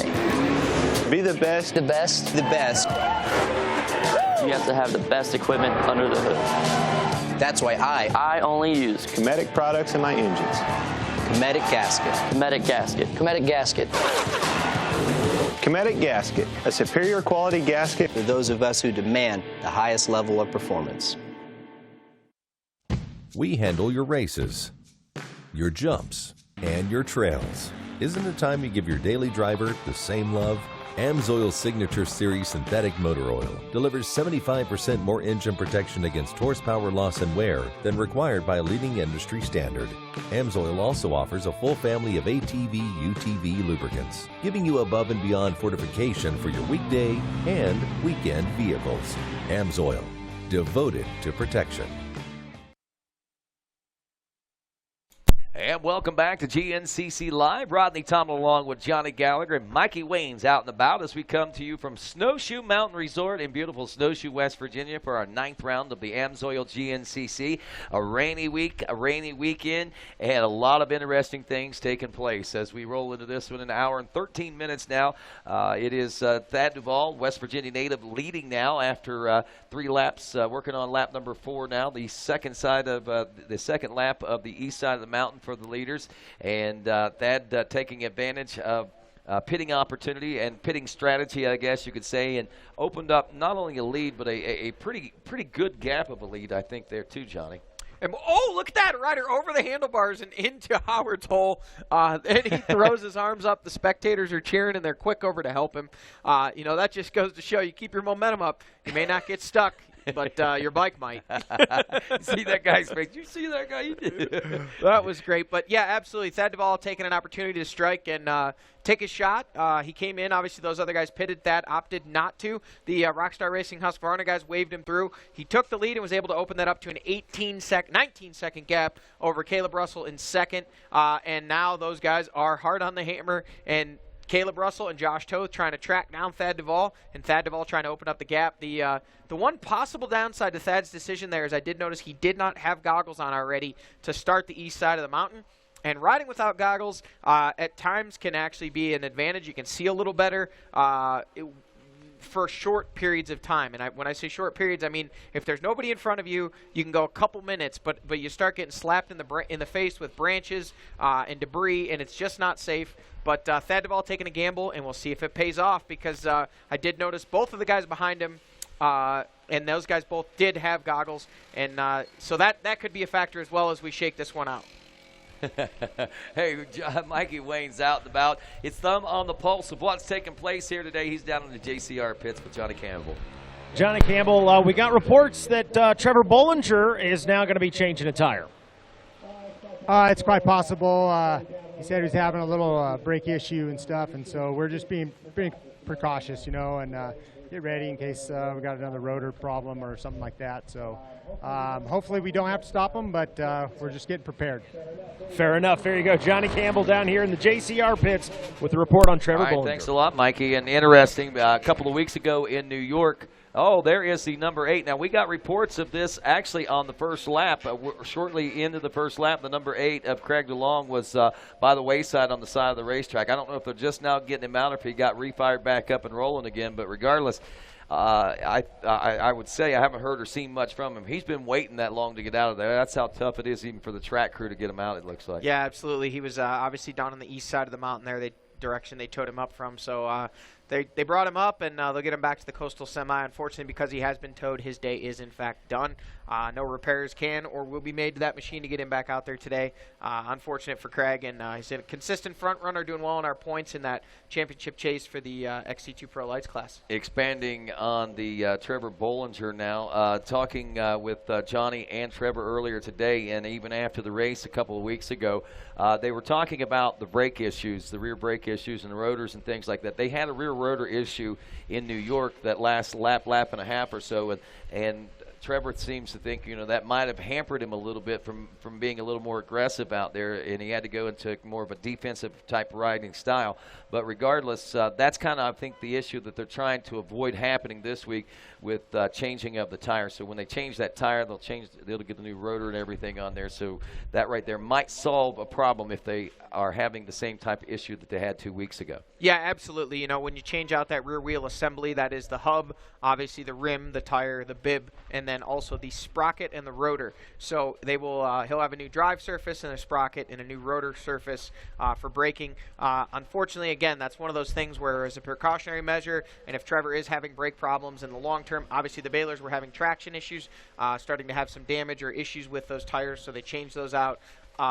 This is being a slightly different issue, it seems, not tire related, but actually potentially thinking they may have a damaged or bent rear rotor. Possibly, another thing, as we're looking, you can see these rocks, Rodney. These guys are wedging these machines between the rocks, and the rotors are really just protected by these thin pieces of aluminum that they call rotor guards that come down and they run next to the rotor. So just the slightest little miscue in where you place that machine, or even if you bounce the wrong way off, and you can smash that rotor right into a rock. And if you put even just a couple degrees out of center on a rotor, will just eat right through pads. We'll heat them up. And here we see, looks to be our leader, Thad Duvall, the 989 Rockstar Racing Husqvarna. Still no goggles and still no troubles. He's hard on the throttle, and he is charging, trying to open up a gap over...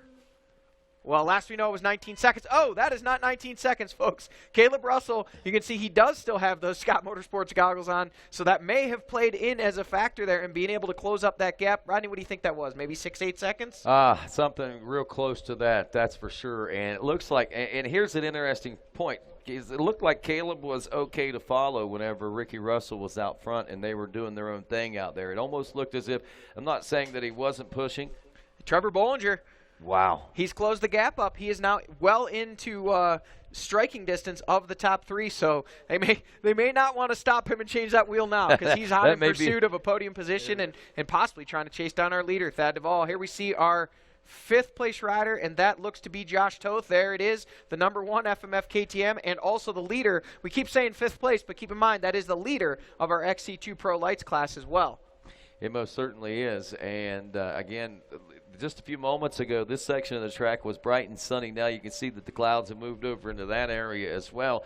So vision is a little bit hampered there, it looks like, at least from our perspective and in watching what's going on. But expanding on what I was talking about there a moment ago, and Caleb Russell now in that hard charging 2nd place position, I think he seemed to be kind of satisfied with where he was in the early part following Ricky Russell. But now that Thad has gotten out front and tried to stretch things out and put that distance between them, you see that there's a little more sense of urgency for Caleb, and he's really wicked it up quite a bit to close that gap up. And this could get to be pretty interesting from a physical standpoint between these two, because I know heading into the summer break, both and actually all 3 of those riders really want this win bad. I have to think that maybe Caleb and Thad are thinking a little harder and more about it than what Ricky Russell is right now. But wow, this is a pretty pinnacle part of the race, and part of the championship could be played out here today at Snowshoe Mountain. Yeah, absolutely. We see Craig DeLong on screen there. It's a heartbreaker for him. Definitely bummed. You know, you work so hard to be prepared for these races, and to end it that early and have issues like that so early in the event obviously is a heartbreaker. I'm sure they'll get into that machine, figure out exactly what happened, and make sure that doesn't happen again anytime soon. But definitely heartbreaker for him for here today. And as you were saying, you know, Thad Duvall and Caleb Russell, obviously 2 Titans that are kind of connected in this championship points battle. As we see another rider, the tow machine's busy here today in GNCC, and that is our JNCC rider. They sent a machine out to get him and tow him back in, so his day also will be done. But nonetheless, I'm sure an interesting experience, and he can head back over to Japan and tell all the fine folks there about Snowshoe. And I'm I sure raced a lap. They'll probably start thinking he's telling fairy tales when he talks about the size of the rocks and the amount of mud and water. And more importantly, you know, I know they do have some technical terrain over there, but the fans, the number of people here, just the beauty and the dichotomy of a facility like this, you know, beauty and Starbucks and, you know, restaurants and fine hotels up top, and, you know, you drop just a few hundred yards into the woods, and here's what you get, Howard's Hole. Yeah, isn't that, this blows me away. I mean, here we are up to the top of this mountain. We got fiber optic cable and internet and all that stuff, but all around this mountain is pure nature. There's no doubt about it, and nature at its finest and nature at its extreme. Absolutely, and looks like the Mud Fleas are starting to sense a little bit of something exciting, something happening. You know, they love their hometown boy, their home state boy, Thad Duvall. Caleb Russell, a transplant that spent much of his time in West Virginia, but I think it's safe to say we've got a lot of Thad Duvall fans up here this weekend, and maybe they've heard word down at Howard's Hole that Thad Duvall has taken over the lead, because they're starting a little bit of a buzz around Howard's Hole right now, and I don't mean that literally, I mean figuratively. Well, there probably is quite a big buzz going on down there right now, but you know what I was going to point out when we were doing, and it was really hard for me to hear on the starting line down there, but when I announced Thad Duvall's name and he pulled off the starting line during opening ceremonies, wow, that crowd down there, that sounded like a stadium crowd, the noise that they were making for him. It was unreal. Yeah, they love their home state boys, and Thad Duvall is one of those. So definitely he's done well here many a time. And here we see Lane Michael, the KR4 Racing Husqvarna rider. Looks like he got himself some fresh goggles so he could have a little bit better vision. And I think that's the biggest thing I've noticed in these guys that come through here. Those that have goggles seem to be able to just charge harder in these open sections, especially when it's misting and raining, because they're just able to. They're not getting hit in the face, they're not getting hit in the eyes. The riders that don't have the goggles on seem to be a little bit more timid, you know, trying to protect those eyes, because they know they've got, as we're an hour and 22 minutes into this now, we've still got about an hour and 38 minutes of racing left if this does go 3 hours. Well, it sounds like Mikey might be with Craig DeLong down in the pits. Let's get an update on what's taking place there. You're right, down here. Craig DeLong, man, not exactly the finish you wanted today. No, not at all. Got off the start, and I got the whole shot, and Ricky got around me, and then we started catching the first row, and then I didn't even make it a mile, and it shut off on me. And wouldn't start back up right away, and I let it sit. and then it started back up, and I started going again, and that shut off again. So I tried to push it up the hill, but they're just a little too steep. But now my day's done. So your day is done, man. Well, what are the plans on the summer break, man? Coming back after summer break. I'm kind of in a hole after today with not being able to finish. So take a little bit of time off and then come back and see if we can, reel off a couple wins and try to get back into the points. So that's the plan. There you go. Craig DeLong, guys. All right, thank you for that update there, Mikey. Bummer for Craig, and definitely a disappointing thing, but that'll happen. That'll happen from time to time. Craig's resilient. He'll be back. He'll be back swinging in New York here in a matter of seemingly just a few weeks. And here are the leaders. They have come through. Trevor Bollinger on screen, and the other top 4 have already been through. They came through on the top side there. We weren't, unfortunately, able to get exactly the running order, but soon enough they'll be back on top of the mountain checking in here at the completion of lap number 4, and at that point we'll be able to give everybody a rundown as well as the splits. We know that our top 5, at least the guys that are there, have remained the same. We don't know the exact order. It was last we saw Thad Duvall leading the way, Caleb Russell in 2nd, Ricky Russell 3rd, Josh Toast 4th, and 5th place was, and there we see, was that one of the Baylors already? Wow, if that's the case, Rodney, you may be right. They might have made up some serious time already. No, because here is Toth. So it appears that Trevor Bollinger has worked his way now around Josh Toth and gotten up into that 4th place spot. So we know that 5th place was Trevor Bollinger has now gotten around Josh Toth and taken over 4th. So those guys have flip-flop positions, but we believe our top 3 still remain to be the same. Thad Duvall, Caleb Russell, and Ricky Russell in 3rd. That has changed since the completion of lap number 3, as they are now out on 4, and will be working their way up here very quickly to complete lap number 4. I know there's some question about Josh Strang, but I swear I thought I saw him check in on this last lap complete a few moments ago, but he hasn't showed up on timing and scoring. So we did see him finish lap number 2. Is he showing up with 2 complete? Because I know he did come in with 2 complete and took off to the other side of the mountain. Checking in on this one right now. There he is there. Got 2 laps complete. He has not completed lap number 3, but the conditions are pretty gnarly out there. Very possibly just a bike issue or stuck over there, so we'll get an update on that just as soon as we can.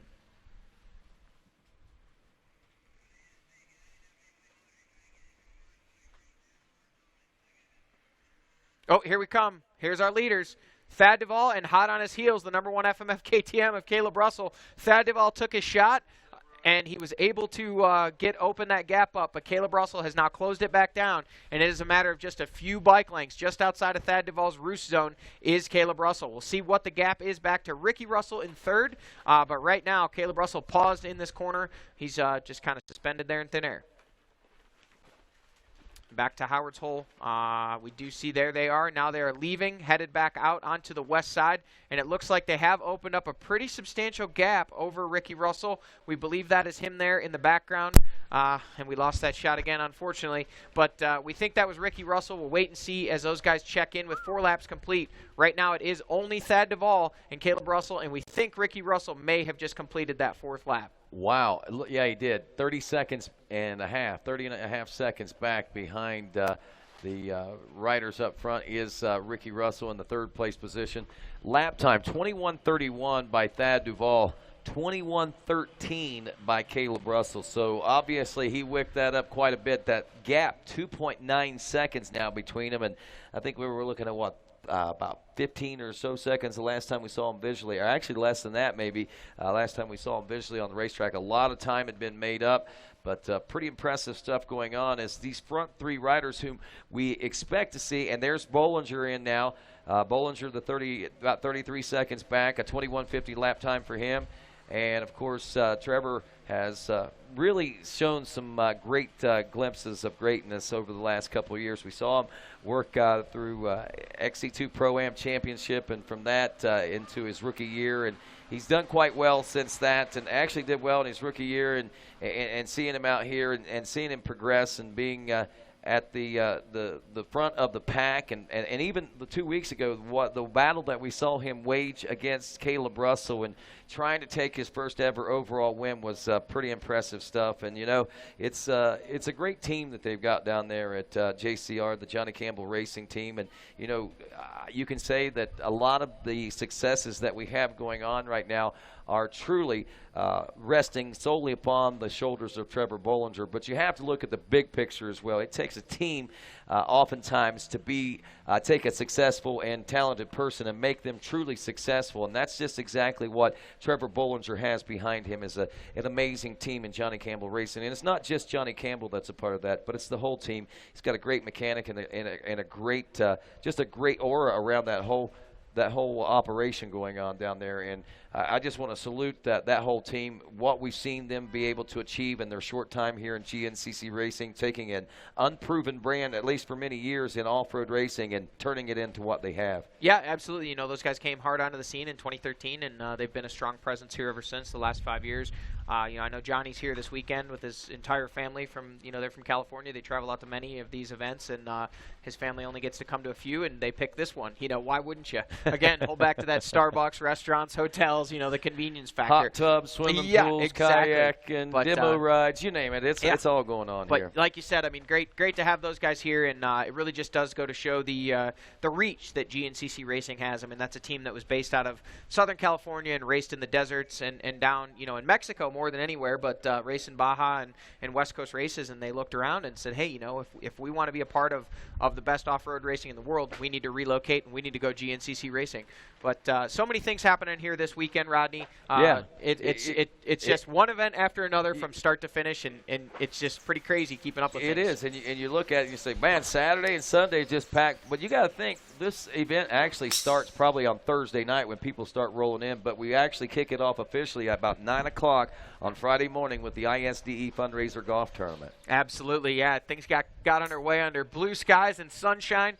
It didn't stay that way, unfortunately, for the whole 18 holes, but it was definitely a good day. We could see the KTM's truck driver Nate there. He was pretty proud of his shot. And great views. I got to play a little bit, at least. Broken with the bum wing. I could only chip and putt. I didn't want to drive. I was trying to save it all up for racing Sunday, or Saturday. But nonetheless, it was great conditions, great event, great course here. The Ravenwood is just an amazing facility, nestled into the mountains here, or into the mountain, Snowshoe Mountain, here at the bottom. And you see these guys. Everybody, you're able to buy mulligans. You could buy string. You could do quite a few things to help your score along. And unfortunately, there weren't enough things they could sell to make us competitive. Well, I tell you what, Mikey Waynes went down and he had himself a little bit of fun too. Let's see exactly what he got into. Hey guys, here with a freezing cold Caleb Russell, man. Caleb, how'd the golf tournament work out for you today? It was great until, let's see, we started on 18, we got to number 11, and it just started downpouring. So our last 7 holes, we're just throwing clubs right out of our hands. I'm usually when it starts raining and I'm golfing, I drive back to the truck, load it up, call it a day. We're at a tournament, you got to keep playing. There's a bunch of people that quit, but we're like, no, we're having too much fun. We're going to drive these damn golf carts right through puddles and just get to the green. True GNCC style.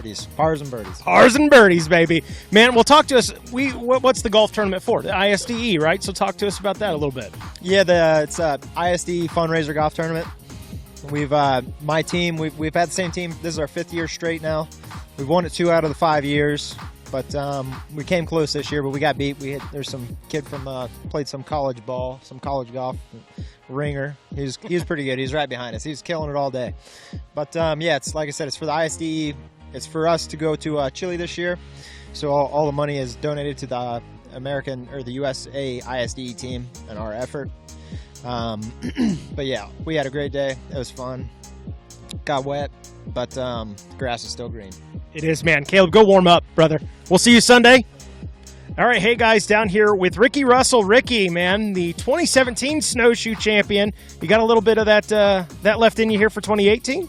Oh, that's the plan, obviously. Every race we go into with the goal to win. But, yeah, Snowshoes, Mother Nature's giving us a lot of rain like usual, so we'll see. I mean, anything can happen. The golf tournament today, man, how'd it go for you? It was good, up and down. I lost a lot of balls, but my team pulled it together, and I think we hit pretty well. We were all consistently under, so, yeah, we'll see. We'll see that. I don't know what the end finish is. I know everyone's got their own way of counting, so we'll see how that turns out. Different sharp pencils, dull pencils. Yeah, I get you, man. It's different. Yep. All right, Ricky Russell, man, best of luck Sunday. We're going to let you get back here to the 60 helmet putting contest. Thanks, man. Hey, guys, here with Stu Baylor. Stu, man, how'd you do today? I did horrible. My team did great. I'll give it to them. My team, we pulled in a couple hammers. I mean, they were driving it out there, and we played 4 of my balls all day, and I'll take that. That's all I kept track of. I also kept track of how many balls I lost because I got these custom golf balls. Man, they were badass. They had my number plate on them, lime green with a 514 on it. They were cool as hell. But I lost 16 golf balls, and I got to play 4 of my balls. But you know, it turned out pretty good. You know, we got like a 25% average there. Like I lost 16, I played 4. It turned out all right for me personally. You know, it was a pretty good golf game. I was like Happy Gilmore. I was driving her out there real far. Putts weren't there. I needed a hockey stick, but you know, aside from that, no, we had a fun time. It's always fun. Pouring down rain, but it was still a good day all around. Well, man, not everybody got through every single hole today, so you guys pretty fortunate. And you didn't quite win this one. Did somebody have a sharper pencil, or was their game better, man? I would say somebody had a sharper pencil, or either they wrote down a score from one of those that didn't play all the holes out, because we had 2 hammers on our team. I mean, we played good. Todd played good. I played terrible, like I said. But we had 2 guys that were just putting them in. It was one after another. We hit 1 par all day. Everything else was birdies and eagles, and we hit. You know, obviously this tournament's pretty cool because obviously we're trying to raise money for the ISD. We've got some really cool handouts here. There's you know, the women's longest drive, men's longest drive. You get a 60 helmet. I saw some goggles out on the table, some sprockets, cone valve suspension, WP put up. Husqvarna had a motorcycle out here. Midstate Chevrolet had a Chevrolet. They were trying to park Chevrolet in somebody's driveway. Nobody could do it though. But no, it was really fun all around. They always one up it every year, and I think the winning score at this point looks like a negative 27, which blows my mind because somebody had a sharp ass pencil or only played 9 holes and just wrote down their overall score after 9 holes. I don't know, but it is what it is. We had a good time. We had some hammers on the team, and you know, the beer was cold, and the fans were lively out there. You know, we had golf claps all around. Good. Stu Baylor, everybody, that's going to do it for us here. Rain does not stop the GNCC Racing Nation. We'll be racing it on Sunday, so you guys stay tuned. I blew out my knee this week. We got a torn MCL, and I'm going after Caleb Russell. We're going after that number 1 plate. Ooh, heard it right here on Friday. Let's do it. See you Sunday, center of the box. You know it. You'll see me up there. All right, Stu Baylor, guys. Hey, guys, I'm here with some familiar faces. Ricky Towery, Mason, what's going on? Mason, extraordinaire behind the camera. I'm going to start with Ricky Towery, man. I feel like you probably had a competitive edge today just because of all the flag waving you do weekend after weekend, man. Well, it might have helped out a little bit, but it still takes a lot of skill to play golf, I'm telling you. We had fun. We did have a good time. Good. How many holes did you guys get? Did you complete the game today, or how close did you get? We got 17 holes in. We had to quit 1 hole from the end. We got 17 in. I'd say that's a pretty solid, better Friday than a normal Friday before a race. Better being at work, that's for sure. We had a good time. That's exactly right. Well, Mason, what about you, man? How'd you fare today? Well, I'm no professional golfer, that's for sure. But it was a good time. I really enjoyed it, and it was fun being out here with everybody for the ISD fundraiser. All right, man. That's it for us over here. I'm going to finish some drinks with these guys, and we'll take it back to you.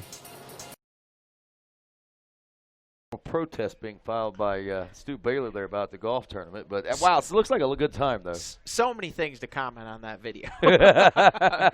we were down there, did a little playing on Friday, and my team, we stuck to the actual scores. And there's been a lot of speculation over the years about just how, shall we say, creative certain people have been with their scores, and a lot of fingers get pointed at the Baylors. No. So for them to point the finger back, it's kind of the shoe being on the other foot kind of thing. But again, keep in mind, this is all for good cause. There is no monetary. This isn't for big bucks or anything. All the proceeds go back to the ISDE team, and everybody knows that coming in. But there's always that, who's got the sharpest pencil? Is anybody going to be able to cheat better than the Baylors? So it sounds like this year they were kind of throwing it back. And I'll tell you what, I mean, that is a pretty astounding score, 27 under par. That is pretty. But I did hear, I actually spoke with Caleb, and I said, do you think it was some creative scoring? And he said, well, they played right behind us. And he said one of the guys on the team was the West Virginia State golf champion.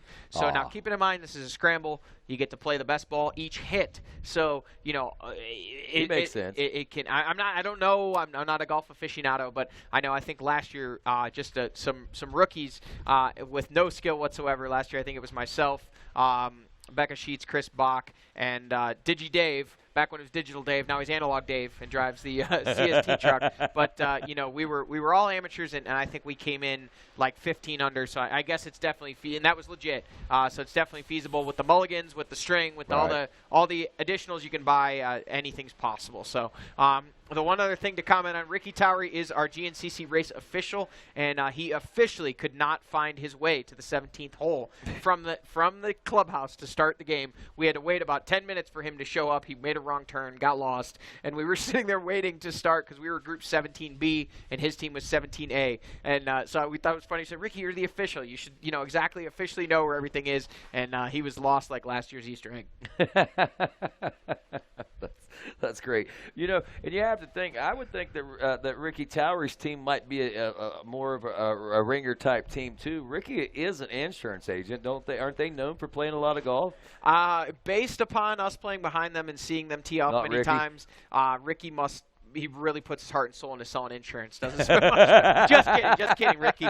No, but most importantly, everybody had a great time, and it went to a good cause. And a beautiful course down there. I wish the weather was going to be a little bit nicer this evening. I'd maybe play after we were done racing, or potentially stick around tonight and play another round in the morning. But yeah, things are a little chilly up here right now. They rent clubs down there?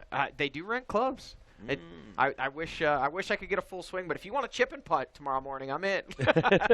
I'm a good long ball driver, but I can't chip and putt. Well, hey, we could make a great team. We do it. We do here on Sundays. We could make a great team down there Monday morning. You do the driving, I'll do the chipping and putting. I was on point with my chips and my putts, but man, I never even tried to drive. I just knew the shoulder didn't have the strength yet.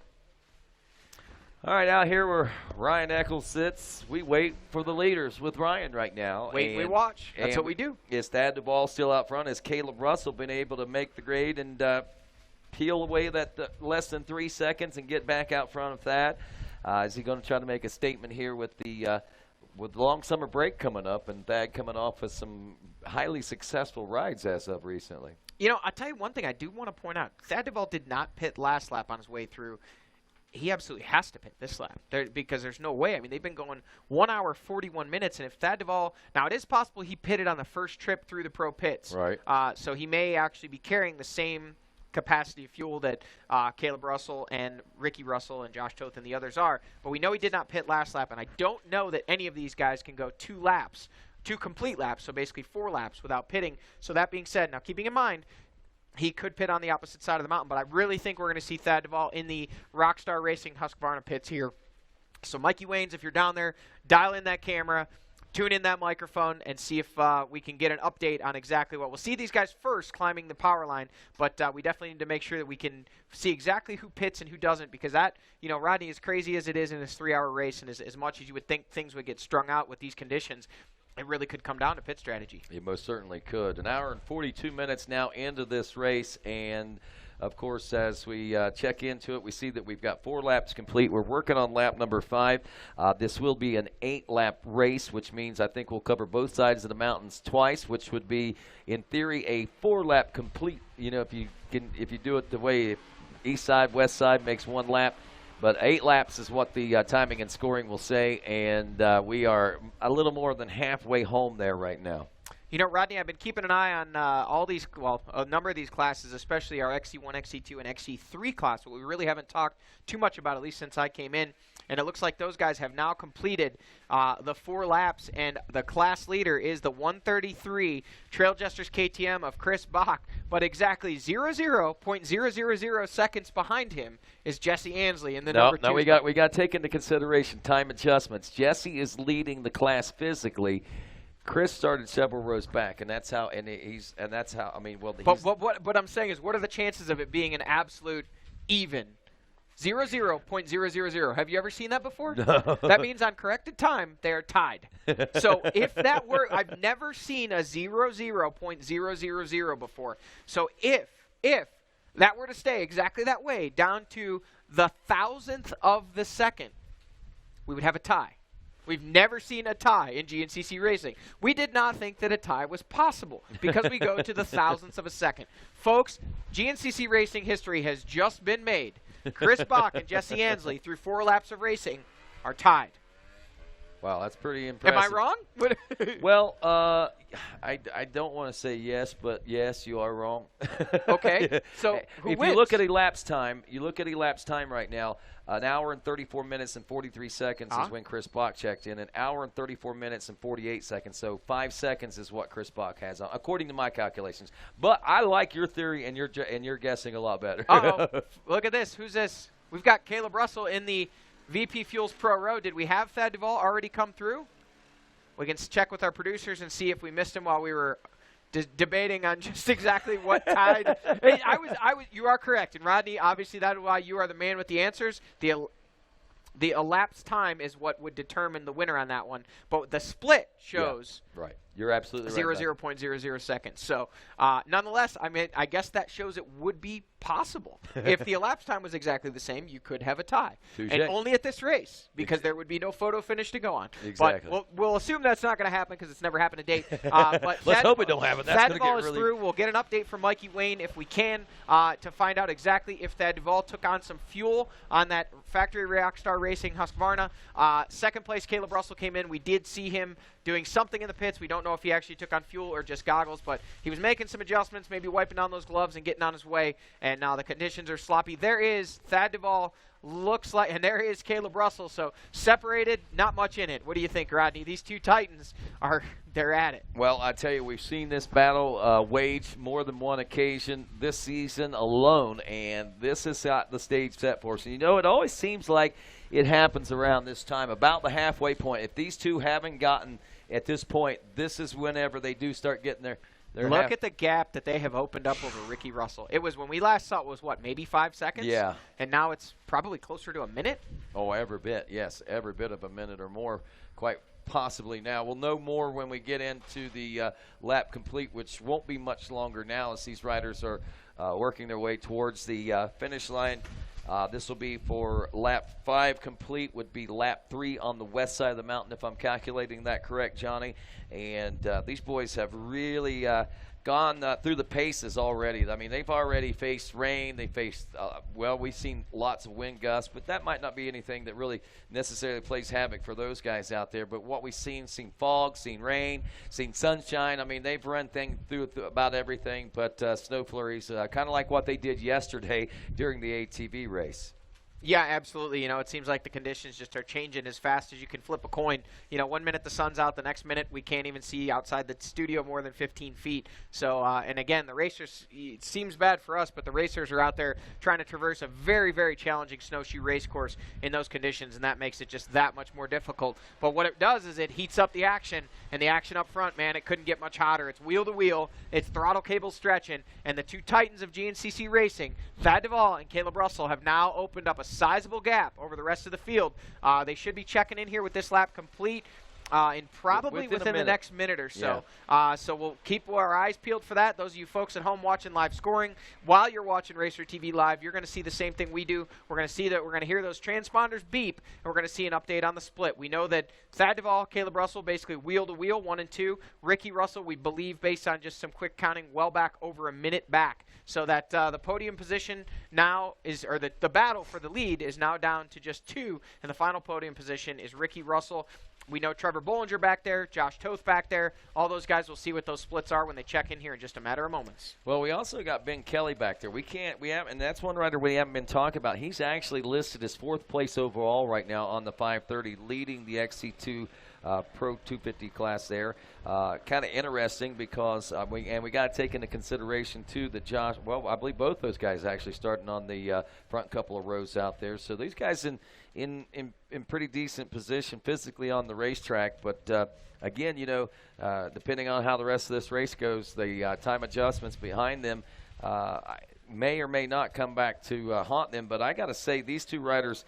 It's going to be tough to get it to within that time frame to, I think, beat them. So it's going to be down between these two, I think, physically on this racetrack in this XC2 class. Yeah, absolutely. It seems like those guys, they seem to the cream seems to rise to the crop, and those are the guys that have kind of risen to the top of this class and of this event. So they're up there. They're beating on each other, and they're doing all that they can to try, and it looks like, and as you said, Josh Toth all the way back to that 8th place overall position. So that makes sense because we knew Trevor Bollinger had gotten around him physically, and now it is Ben Kelly who's up in there. So we'll have to see what the split is. As it looked before, he was only about 50 seconds behind Ricky Russell on corrected time when they checked in at the completion of lap number 4, and we know Ricky Russell has lost about a minute at least to our leaders of Thad Duvall and Caleb Russell. So is Ben Kelly able to step up and wrestle away that final podium position from Ricky Russell, or is Ricky Russell able to hang on there for 3rd and potentially put a charge in? We know Ricky was able to win this one last year, and he sure would like to do it again. Another interesting point to ponder here, noticing that the ATV fans seem to be in the lower-lying muddy areas of the race course, where the two-wheel fans like the hill climbs, it seems like. We've got a lot more people on this hill climb than we had yesterday for the ATV racers, and I don't know what the difference is. Obviously, Howard's Hole is not as exciting for two-wheelers, so these hill climbs, I think, is what really gets. And there we see possibly why. One of the bikes just flipped over backwards, and it's off in the weeds there. Our drone's trying to go over and get some footage of this poor guy. He's going to have to go back down. There's no chance he's going up, at least from where he stands. He's going to have to go back down to the next flat spot, turn that machine around, and give it another go, because it sure is challenging. Wow. He's spent. You have to think that guy is truly spent right now. He's soaked to the bone right now. He's been racing this mountain, and it's got to be taking a lot out of him physically and mentally right now. And as we continue to wait patiently now. They have checked in. Okay, Top 3 overall have checked in. Right. Overall leader is Caleb Russell has taken over the lead. He now has a 2.3 second lead over Thad Duvall. Ricky Russell in 3rd, 1 minute 32 seconds behind in that 3rd place spot. So your top 3 have checked in. We're waiting and we're watching for Ben Kelly. So 1 minute and 32 is the gap that Caleb Russell and Thad Duvall have been able to open up over Ricky Russell, and they were all just wheel to wheel just a few miles ago. So those guys have really, really pushed the pace, and I got to believe that is an effect of the fact Caleb Russell really picked the pace up to chase down Thad Duvall. Thad Duvall ratcheted up again to try and get away, and now Caleb Russell has actually taken over the lead, and Thad Duvall is in hot pursuit. Well, the stage is set for the typical barn burners that we know and love here in the GNCC Racing Nation. About an hour and 51 minutes into this race. We're 5 laps down of a 8-lap race. Again, it'll be 4 on the east side, 4 on the west side, or should I say today 4 on the west side, 4 on the east side, because we did start on the west side first today in this afternoon race. The only one that we did here this weekend. But, folks, I don't know if it really will change much up as far as the pace of the race is concerned, but it's kind of neat and interesting from a fan's perspective to see that little switch up. Yeah, absolutely, and I think the reason they did that was they were just trying to get a little bit of separation in the riders before they went ahead and threw them right into the worst part of it, which is Howard's Hole and some of the other gnarly sections. Definitely the east side of the mountain is much more challenging, much more technical. The west side, although it's certainly not easy by any stretch of the imagination, is a little bit more forgiving and gives the riders a chance to get strung out before they really start going wheel to wheel. Look at this, folks. Grant Baylor up to 4th place overall. 53 seconds behind Ricky Russell. I knew we saw Baylor in that last shot, and it was, in fact, Grant. He's taken over the 4th place spot away from Ben Kelly, who did check in.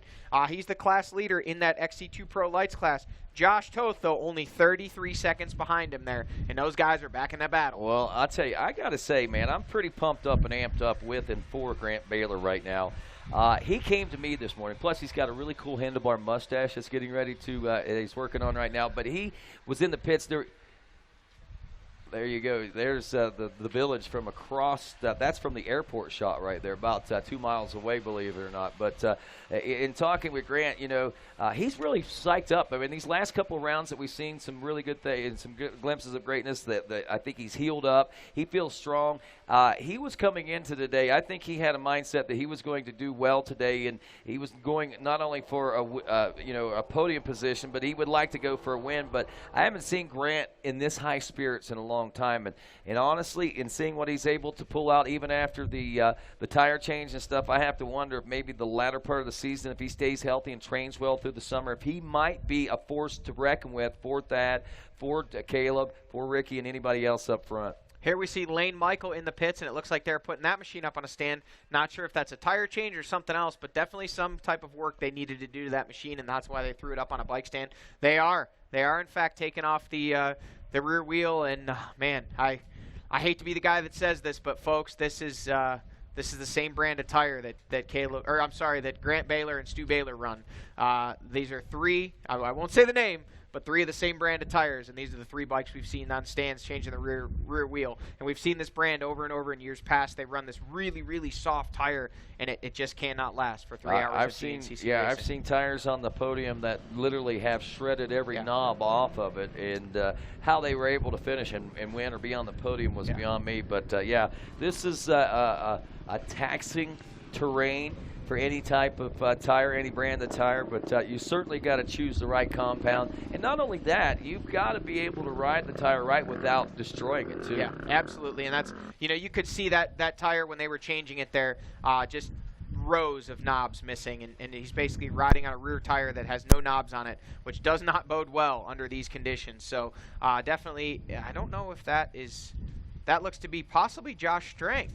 I believe it was Josh Strang. He may not be showing up on all of the scoring, but for the folks at home that were wondering about him, I believe that was him that just... Oh, okay, folks at home, if you're listening, I know there was some concern from Cam, Josh's wife, that he was not showing up. They're saying his transponder is not on his machine, and that is why he is not showing up on scoring. He is word in the pits, word on the street is that Josh Strang's transponder is either not working or not on, and they're hand scoring him. They will go ahead and update those results as the event goes on. Josh Strang is fine out there, doing well, and we believe maybe not far outside the top 10 if he was with Lane Michael. I don't know where we saw him last.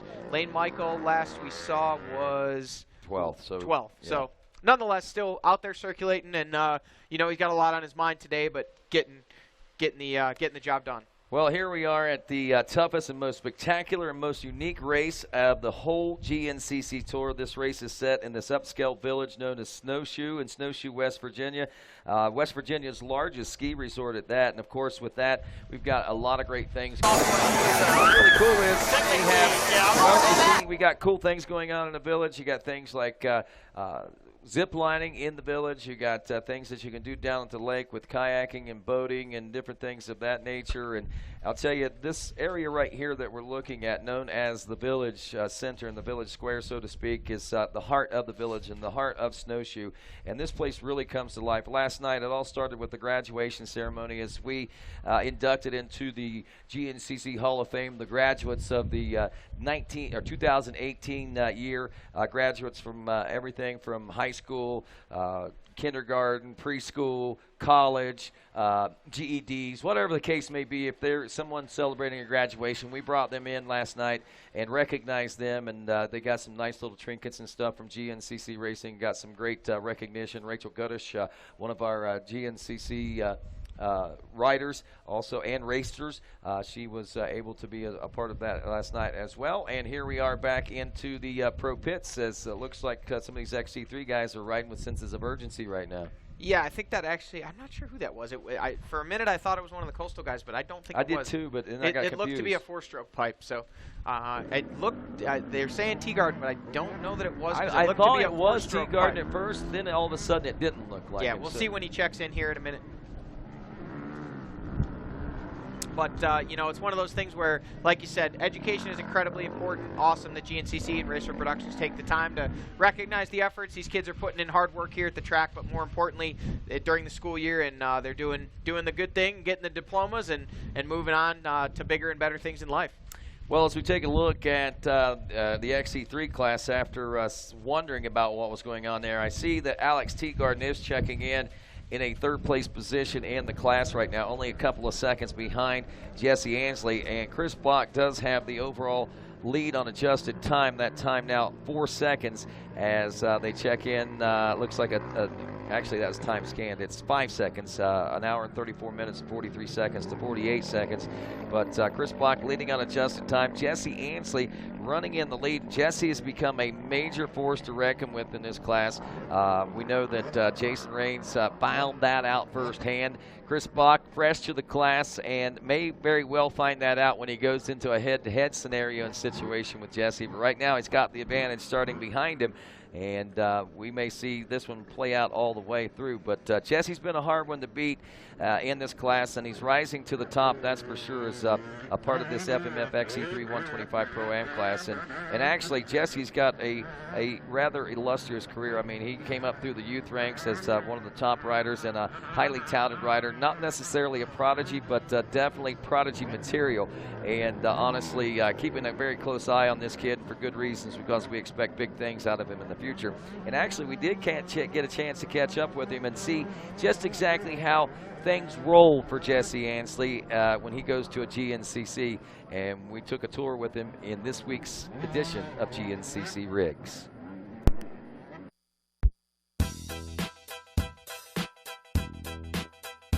What's up, guys? Jesse Ansley here. Race the XC3 class, current points leader. But here's my rig. It's a 40-something foot show hauler. We have a stacker at the house, but we're on auxiliary pro row this year, so we don't have enough room. But come check it out. Normal RV, pretty much, nothing too fancy. We got a garage in the back, so living space is somewhat limited.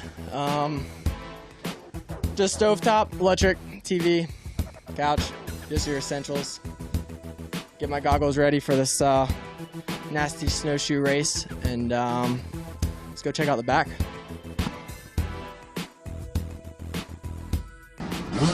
So this is pretty much where all the magic happens. You would think like in the bedroom or wherever, I don't know, but in their garage is where the magic happens. Tom makes it work. We got the lift gate. Makes life easier. Some bicycles. We got some parts, wheel bearings, and this clutch levers and brake levers, shifters, brakes. This is pretty much my cabinet. I just got all goggle stuff in there right now. Normally my helmet and stuff's in here, but we're fixing to go racing, so I got it all out and ready. But it's pretty small. We get it done though, and it's definitely a mess right now, but it'll be cleaned out after the race and get ready for New York. So thanks for checking it out, and stay tuned. And that's Jesse Ansley, currently second place in the position here at Snowshoe GNCC, current points leader in the FMF XC3 125 Pro-Am class. And kids rolling large out there, there's no doubt. As they said, they got a double stacker trailer they didn't bring to this weekend's event because of the limited spaces. But here we are taking a look at this race. Now 2 hours and 1 minute into this race. I know the time clock says 1 hour and 1, but I believe it's 2 hours and 1, working on 2 hours and 2 minutes. And of course, as we take a look at the conditions, again, things seem to be not so bad. I mean, they're not much different. We've seen rain showers, we've seen sun, we've seen fog, but this racetrack is pretty much saved the same face all afternoon long here for this 1 o'clock race. And obviously, that face has been a challenging one, there's no doubt. But these riders really seem to be coming into their own on this one. And I know a little while ago when I was down by the finish line with our 10 o'clock race, seeing these guys come off the track, they were getting around the track okay. They were wet, they were hot, the machines were hot, and that's one thing that may be taken into consideration in this 3-hour race. You know, a lot of the guys this morning were boiling over, heating up and stuff because of mud packed in the radiators and mud packed on the bikes and stuff like that. One has to wonder, is there going to be anything like that could start happening here this afternoon in that third hour? But time will tell, and as wet as it is out there, I almost have to think that not enough mud may pack up on that. But if it does dry up enough in certain sections, you never know what can happen. So this race still an hour away from checkers or so, and with that thought, a lot of things can happen. And again, we are in now that third hour of racing, and this is where everything always seems to fall apart, or things seem to pull together for different riders throughout the course of history in GNCC racing. And right now, it's a matter of trying to pull it together for Thad Duvall and trying to check out for Caleb Russell as he has gone into the lead position now. Only a couple of seconds separating those guys when they came through last time we saw them at the finish line region. But Caleb Russell had taken over the lead from Thad. Now Ricky, a minute and 20 seconds back in the number 3 spot, 44 seconds back. Grant Baylor in 4th, and Benjamin Kelly leading the XC2 250 Pro class is rounding out your top 5 overall. And Johnny, as we look at this section of racetrack again, just amazes me how many different weather patterns, from sunshine to clouds to fog. I mean, and we've only been through 2 hours of racing. And one thing that I pointed out there, this is the third hour, the critical, the crucial hour, the one that basically is the separator for a lot of these guys. And, you know, talking about these conditions, will this third hour be harder on these machines? I mean, because we're talking about a rougher track, obviously, and it's getting rougher as the day rolls on. 2 hours is one thing, but 3 hours on this same type of course could be a little different. And we've got to take into consideration these, as hot as those machines were after that 2 hours of racing, are they any hotter this afternoon? And is mud packing up and making that situation maybe where we could see some motors starting to go for some of these guys? Sure, absolutely, Rodney. With these conditions, you know, the mud, what happens when this mud here, it's got a lot of grit in it. When it mixes with the when it mixes with water, it makes what I call slurry, you know, and it comes up and it hits those radiators. And cold, wet mud hitting those radiators, it actually starts to form layers upon layers upon layers of built-up material. When it blocks those radiators, what'll happen is it actually prevents the ability of the air to be able to flow through the radiators, and as a result, it can't cool the coolant. So when the coolant can't be cooled, the temperatures in the engines and of the coolant temperatures obviously rise. We start having overheating issues, and what really exacerbates that situation is situations like this where you're at a dead stop and you don't have absolutely any air coming through those radiators. So, no, that's not one of our leaders. I was going to say they've already been through that shot, but oh man, they keep trying. And you know, this hill is definitely no joke. I mean, this is not an easy section of race course. This is one of the steepest hills here on Snowshoe Mountain. That is the number 830. Not sure who that is, but he has not given up. He's just continuing to push, continuing to try. So many guys pushing and pulling. They're going to try and get that machine up to the road to get him a little bit of momentum so he can try his best to try and get up over top of the next climb. Scanning through our riders here, trying to figure out who that might be, Johnny. See what class he's in and how he is faring on the day, because obviously, like many of our riders out there, these guys are meeting and being greeted by those struggles on the race course. And as this race wears on, 2 hours in, you can already tell that he's starting to get a little bit tired, at least on that section of track, trying to get that machine up the top of the hill. What's the last hour? He is up now to the road, and there he is. He's going to gather his wits about him and make another run at this next section here. But it's no easier, that's for sure. They're telling him, hey, stay to the left, keep your speed up, and oh yeah, don't crash again, because we're tired of pushing you up this hill. That is Steve Gulick. He is from the Senior B 40+ class. So let's see how Steve happens to be faring here today after his struggles on the hill here. Hopefully it doesn't take him back too much further than where he already is. And as we take a look at Steve Gulick, the number 380 machine, he is actually running 14th place from Fultonville, New York, about 44 seconds behind Darren Darmos, who was 13th. And he had about a 4-minute and 9-second lead over the 15th place ride of Joe Maurice. So these struggles on the hill might not really yield much, at least in class, and taking him out of position. But look at this, Rodney. He's not the only one. These guys are lined up on this hill, and this is not what we would consider one of the, I mean, don't get me wrong, very steep climb and very rocky, but you can see just one after another, these guys are starting to come to a stop on this hill, and this could present a problem for our leaders. Now, granted, they've already come through this section this time, and they're over on the other side of the mountain now, working their way towards Howard's Hole. This is the west side.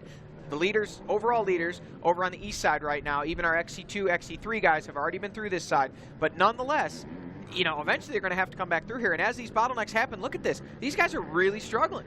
Johnny, I got to ask you the question. What do you think would cause this hill to become so much more challenging?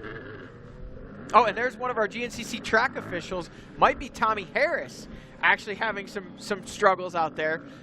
Even those guys can't get up. And these are the guys that may be... yeah, can't lose the momentum there. No. Wow, what would cause this section of the course to become so much more challenging at this juncture of the race? It's wet. It's been wet all day, Johnny. No, I know. And I think what's happening is now that it's stopped raining, we're starting to get that haze, that gloss on the rocks. Where before, when it was raining, it was washing that slop off. Where now, believe it or not, and we've talked about this before, and Snowshoe is one of a few places where this is true. When it's raining, there's better traction on the rocks here because the mud starts to make a slippery surface, and when it's not getting washed off and it starts to dry, it's like a hazy gloss, almost like, think of it this way. Have you ever waxed your car? When you put it on when it's wet, it's sticky. And then when it starts to dry, it becomes real slippery. Well, same situation with mud. So if you ever want to wax your car with mud, you can do that. I don't know that that's technically No, that's true. a terrible idea. I'm kidding. I don't want to get the hate mail of, you know, my 5-year-old waxed my truck with mud and said Johnny G said to do it on RacerTV. I can hear that happening. No, that's not what I said. It is what you said. I know, but I was kidding. I'm backing up. I don't want to be paying for paint jobs all summer. But yeah, no, I really do believe that is what is the case here. There's better traction down in the woods here where it's wet. And that makes a lot of sense. And that's the one thing that the point that I wanted to make and point out. You know, we talk about this, and this is proof positive. Proof is in the pudding, so to speak. And that is exactly what, when we say it's raining. Rodney, it's I'm sorry. better Our leaders traction. are on screen. There we see Trevor Bollinger going across the top side, and he's followed closely by a KTM rider, looked to be Josh Toth. So I believe that is our... we know Trevor Bollinger was in fourth, and these may be our leaders coming here, and there it is. Caleb Russell on screen. Is Thad Duvall in front of or behind him? Caleb Russell does not have goggles on this time. No, sorry, that is Thad Duvall. I've mixed them up. Thad Duvall yelling something to his pit crew. There's Caleb Russell just in front of him, the #1 FMF KTM, looking over his shoulder. Caleb Russell out front, Thad Duvall in tow, literally separated by just a couple of bike lengths. Listen to this. Lap time. 21:42.23 for Caleb Russell. For Thad Duvall, 21:42.61. 0.4 of a second difference. Actually, less than 0.4. Thad Duvall in the pits. He's grabbing a rag there. He's saying he's having, that was what he was yelling. He's taken over the lead. Caleb Russell stopped. I didn't see if they did fuel, but he took rags for both hands, pitched them quickly, but he took those rags and took some fresh goggles. Thad Duvall never actually came to a stop. He just slowed down and took a rag to wipe his hands. Wow, interesting pitting strategies for Thad Duvall. Foregoing the first pit stop through the pro pits there on that first lap, establishing the lead at that particular point. I think that, we talk about pitting strategies. Do they pay off? I think that is one that certainly paid off for Thad today. Will it pay off toward the end of the race? We'll find out. And there's another strategy that we may have just recognized when these riders came through just a moment ago. So Thad Duvall not only working his speed and his talent, but also working the science of GNCC, I guess you might say, because that's exactly what it is and has turned into a science of racing. As we are joined back in the booth here by Mikey Waynes. And Mikey, you've been spending a lot of time down in the pro pits. The atmosphere down there, what's it like? Well, it's chaos. It's Snowshoe. I mean, that with the pros being able to pit on either side of the track, It's been chaos, to say the least. The tire issues that the guys are having out there, kind of throwing a wrench in the gears, if you will. It's been a stressful one for these guys. Well, interesting, the pit stop that when the tire change for Grant and Stu Baylor seems to be paying dividends, at least for Grant right now. We'll see if that continues to be the case as riders continue to check in. We have Caleb and Thad. They're the only two to check in with 6 laps complete. So the 2-lap board, I believe, is out now for them as they head back to this would be the west west side of the mountain for those. I believe that'll be the last time for them on the west side. They'll go over to the east side one more time, and then the checkers will fly. But only 2 seconds separating these front runners when they came through. It looked like I believe that Thad had regained the lead physically out there on the track after a little more extended pit stop by Caleb Russell coming off that east side of the mountain there. So interesting stuff going on. Ricky Russell still not checked in. Last time around, he was 1 minute and 20 seconds back. I have to wonder, there he is checking in 2 minutes and 30 seconds, lost another 1 minute and 10 seconds.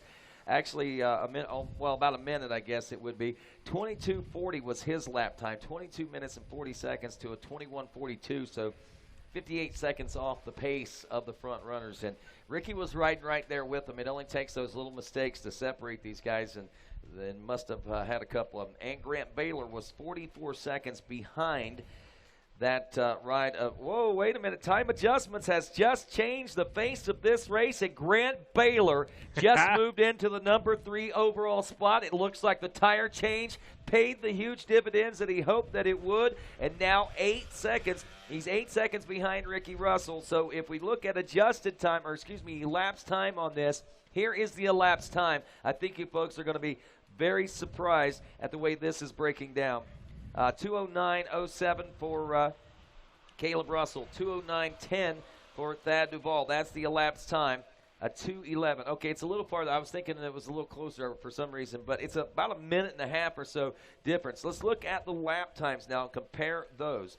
Caleb Russell and Thad Duvall, again, 21:42s, 21:55 for Grant Baylor. Now, he may not be running the lap times that those guys are, but you have to start thinking and likening this to the future of what GNCC is all about. And, of course, that is the fact that Baylor is healthy. Baylor has been moving fast. He's moving up through the pack, and without even being inside of those guys, running very close to nearly identical lap times. Ricky Russell, now 4th place overall after time adjustments, 3rd physically on the racetrack. And we see that Trevor Bollinger, checking in with 6 laps complete now, is 5th place on the 739 machine from Morganton, North Carolina. Back behind him in 6th place, the 530 of Benjamin Kelly. Josh Toth is 7th. Those are your leaders, 1st and 2nd in the XC2 Pro class. Stu Baylor is 8th place overall, and Stu has checked in with his 6th lap complete as well. So Stu, even though he's back in 8th place, didn't lose a whole lot of time, all things considered, even though his pit stop was a lot more lengthy than what his brother Grant was whenever they did the tire change there a few moments ago. Well, how about that? And talking about Trevor Bollinger coming into today's race, I think we actually had a chance to...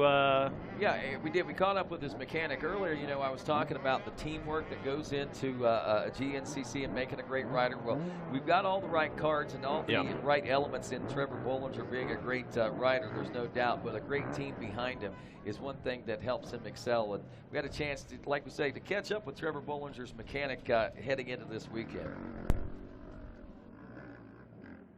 Hi, I'm Eric Saraton from JCR Honda, and my rider is Trevor Bollinger. So I've been working with JCR since 2001, and I've done multiple venues such as Baja and Freestyle with X Fighters and GNCC. So my other riders are Kendall Norman, Quinn Cody, Timmy Wiegand, Todd Potter, Colton Udall, and the various others, Colton Haker. There's so many different riders that I've worked with all the years that I've been with JCR, so it's been a good run. So I started working with Trevor in 2016 when he won the XC2 championship, and working with him has been great. You know, he's got a lot of heart, and he wants to win. He's got a lot of passion, and his goal is just to, you know, go out there and win the races. So we've been progressively getting better with the CRF 450 RX, so it's been great. This is Eric Saraton. We're here at Snowshoe for the GNCC with Trevor Bollinger and JCR Honda. Well, good job, Eric, and he has certainly been a great addition to the Trevor Bollinger program, there's no doubt. Like I said, it takes a great team there with Trevor being a great rider, great mentor and leader, and Johnny Campbell, great mechanic there with Eric Saraton, and just a great team all around. It is, yeah. Probably, honestly, and I know that all the guys in the pits can hear me right now, but I love being in the JCR pits. Those guys are so much fun. Well, the neat thing about it is they've got that factory support through Honda and everything, but it's a little different element to it. You know what I mean? They're not directly influenced from the Honda factory folks, so they do have a little bit more flexibility. Where the guys that like Husky and KTM are directly related to the factories, and they're out here, so it is a whole different ball game. But a little lighter and airier, I think, like you say, in that JCR pits.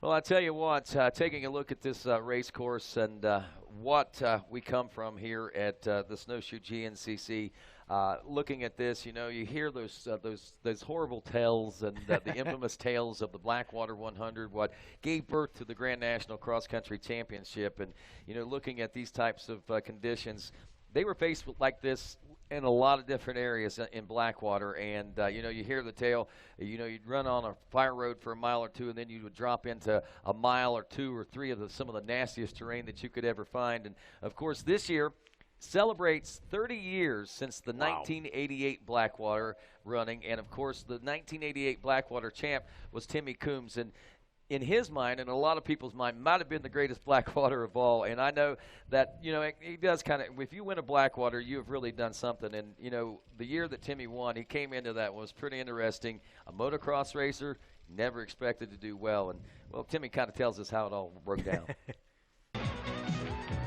The most famous cross-country hare scrambles in the world.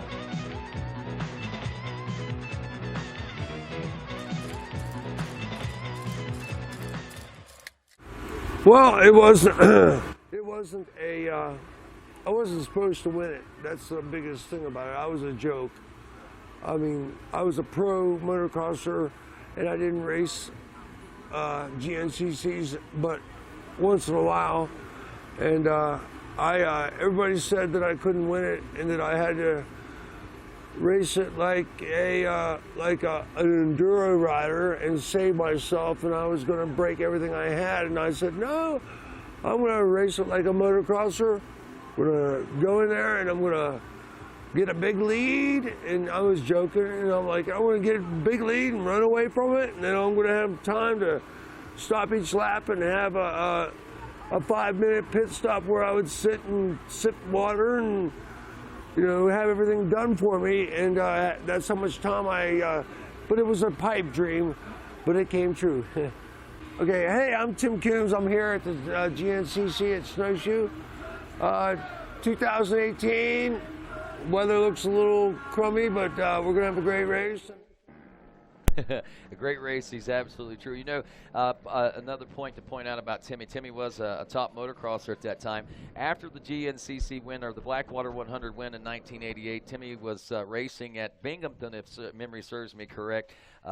Broke his back, and it kind of like put the stops to his GNCC career and his motocross career for a little while, and certainly slowed his progress down. Or we may have seen even greater things out of Timmy and the GNCC series. But 30 years ago, and here's the funny thing. I never knew anything about GNCC racing, and my cousin went to the 1988 Blackwater. Oh, wow. He told me stories about Timmy Coombs for years, and then I started coming to the GNCCs, and then I realized I put it all together. And my cousin, we called him one night on the telephone and let him talk to Timmy, and he was just blown away that he was talking to the 88 Blackwater champ. It was pretty cool. But anyway, back out here at 2018, some 30 years later, the trails look just as challenging, if not more challenging, in some of the areas that the Blackwater was. Yeah, it is like a nostalgic throwback right there. It's almost like watching the Blackwater 100. You can see that's probably the exact same thing that's going through these riders' mind. I was going to say this, but now there's two of them as they try to figure out Howard's Hole as the crowd is kind of dispersed out of there, and he's all by his lonesome, left to figure it out by himself. Man. He makes it. I've heard stories of people on the last lap coming through Howard's Hole, and there being nobody down there. Ugh. And they've gotten stuck and been stuck down there for a long time because they're the last person coming through. And look how desolate this area is now. I mean, most of the races taking place. The pack is coming up to the village center. They want to celebrate the win. Is it going to be Caleb Russell? Is it going to be Thad Duvall? And if you remember a year ago, we had ourselves a whale of a show and a whale of a race. Wasn't quite as challenging as what this is, but last year we definitely had a great Snowshoe GNCC as we pick up on some of the highlights from that one. You know, not a lot, well, a lot of differences. Look at that. You got some riders on different bikes, but Stu Baylor still a key player. Ricky Russell started out on that front row. Caleb Russell starting out on that front row. Not a lot of changes there from that standpoint. Actually, it may have been pretty much the same exact front row a year ago as what it was today whenever I take a look at that. Maybe Trevor Bollinger on there might be one of the only differences out there, but pretty interesting stuff. But look at the conditions a year ago. Dry and dusty here on top of the mountain. Have not seen any of that this year. I don't think I've seen dust kick up once. No, I don't think there is dust in this soil right now. As we were talking, saturating rains, slow rains, and lots of rain this spring and heading into the summertime. But as we saw, Stu Baylor, as always, an early leader. Caleb Russell right there. You saw, in fact, again, the 212 of Ricky Russell started playing its game with all of our riders out there. Ricky Russell eventually was able to work his way into the #1 position, and I'll be honest with you, once he did that, it was almost like, I mean, we were all over Rough and Rowdy. He's got that name for reasons. He owns Snowshoe, and he actually had a phenomenal ride last year. And, you know, those days like what Timmy was talking about, 1988, that black one, it was set in stone that he was going to win that race that day, regardless of what happened, it seemed like. And that may have been the same case scenario that we saw happening for Ricky Russell a year ago here at the Snowshoe GNCC. Yeah, I tell you what, it was something unbelievable. First race, or first win of the year for him, and I believe his first XC1 win, if I'm not mistaken. I think you're right, if memory serves me correct as well. It was huge. It was monumental. There's no doubt about it. And again, you can see the woods in a lot better condition, even though they were moist under the trees and under the canopies. They were not muddy. The rocks weren't slick and rain-ridden and mud-ridden, so they were challenging, obviously, but it was a different type of challenge.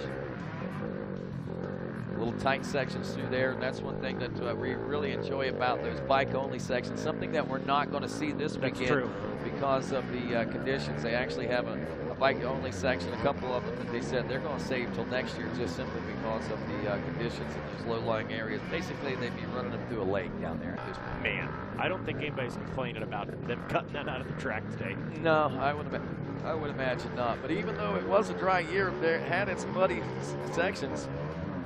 And I'm not sure if that was part of Howard's hole or not, but like we said, even in dry conditions, Snowshoe has mud all around this mountain. And then at the checker flag, here's the way it came down. These guys right here were certainly excited about that, as was Ricky Russell in those closing turns. The hands in the air, the fist pumps in the air, and Ricky Russell took the 2017 Snowshoe GNCC win. Josh Toth, if I remember correctly, did pretty well here, too. I believe it. Well, top 3 finish, I believe it. So, and you look at this year, it's, you know, well, in the early part of the race, we were starting to see glimpses of what last year was. It was almost like we picked up from last year's race and just started them off again. And this is the way they're pulling together now as we are approaching that 2.5-hour mark now of this Snowshoe GNCC. Working on lap number 7 of 8 right now. Caleb Russell still leading this one at last check anyway. The top, now it's kind of deceiving if you're looking at the third place. It says minus 8.2 seconds. You think Grant Baylor's only 8 seconds behind Thad Duvall, but that's not the case. He's actually 8 seconds behind Ricky Russell, physically on the racetrack, who is 2 minutes and 30 seconds behind Thad Duvall, which kind of puts Grant Baylor at a 2-minute and 38-second deficit, I believe, between he and the front runners. But Baylor, man, has made up some major ground. Baylor came in here with a mission statement today. He came in good spirits. He came in amped and pumped, and I was expecting good things out of him. I was really disappointed whenever I found out they were going to be doing the tire change. But at the same time, I know the abilities of these riders, and especially Grant seems to really, when it's needed most, is able to put that hammer down and charge harder than probably anybody on the racetrack to make up time in places that seems virtually impossible to make it up. And that's kind of what we've seen take place and transpire, especially since that tire change about an hour or so into the race. That's exactly what I was going to say. I mean, it being down there in the pits with the Teely Energy guys, you could kind of see it in their body language, like, you got to be kidding me. We cannot catch a break. You know, we're out here a lap in. We got to change a tire. Are you kidding me? But, boy, Grant Baylor's just turned it on, and honestly, he probably owes it to that. Yeah, and you know, it won't necessarily be a win for Grant Baylor, but it'll almost feel like a win whenever you look at the adversities that he had to work through, I think, here today. It's one of those things. It seems like at Snowshoe, I know Walker Fowler said it yesterday. I said, I know that third place is not where you want to be. And he's like, whoa, hang on. Snowshoe, I'm just happy to make the podium. It's probably the exact same thing here on the bike side of things. It's really a battle of survival. You'll hear those guys say it all the time. And coming away with a good race that you can hang your hat on, hang your helmet on. I'm going to say, might have to disagree just a little bit, that there are two riders that might feel a little bit differently. And they're the first place and the second place guy. All right, so outside of those guys. Everybody else will be satisfied with the third place. But not Caleb. But that's for sure. And I may be wrong. You know, I mean, they may approach this in the same mindset as well. But, you know, it's tough. I mean, any way you go about it. And coming into this event, I mean, there's a lot of anxieties coming into this event for all the riders. Yeah. Weather being one of those, and then just the terrain being it to begin with. The most unique GNCC on the tour. The starts are different. That lends itself to, I believe, stacking things up a little different in the overall, and has made for the past, this is now 11 years, I think, that we were here at Snowshoe, has made for some highly entertaining and highly unexpected and just highly exciting events right here at Snowshoe Mountain. I love the throwback that we've got with the starts, the idea of the tribute to the Blackwater 100. I mean, it gives you a little bit of an element as to what Big Dave Coombs was thinking about whenever they began this all back so many years ago. And it's an impressive one. And it trickles down. I mean, it goes for the pro bike race on down to the AM race, the youth, and then the ATV side, same thing. Every single race has got just this added element. There's just a special feeling about being up here in Snowshoe. Well, right now, 2 hours and 29 minutes into this race, leaders could be checking in the next 5 minutes or so near the finish line. We'll have to double check that. 21:42. Yeah. That was on the east side of the mountain. The west side of the mountain may be a little bit longer today, so we're somewhere close in the neighborhood of about identical lap times on each side of the thing. So we're within a couple minutes here, a few minutes of seeing Caleb Russell, Thad DuBong, and then eventually Ricky Russell, followed by Grant Baylor, checking in physically that way at the finish line yet again.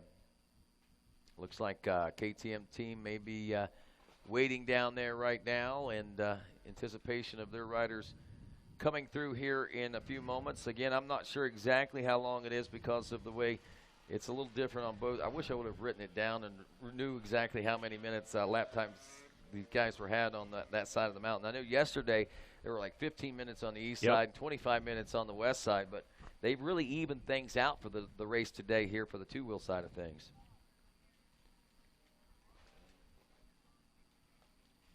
Well, right now we're waiting on this to unfold. We're going to see a white flag, and once we get into the heart of this one, I'm going to run down quickly our top 5 in these classes. So the amateur classes out there, so you can see how things are shaping up there as the day progresses at America's new toughest race, the Snowshoe GNCC.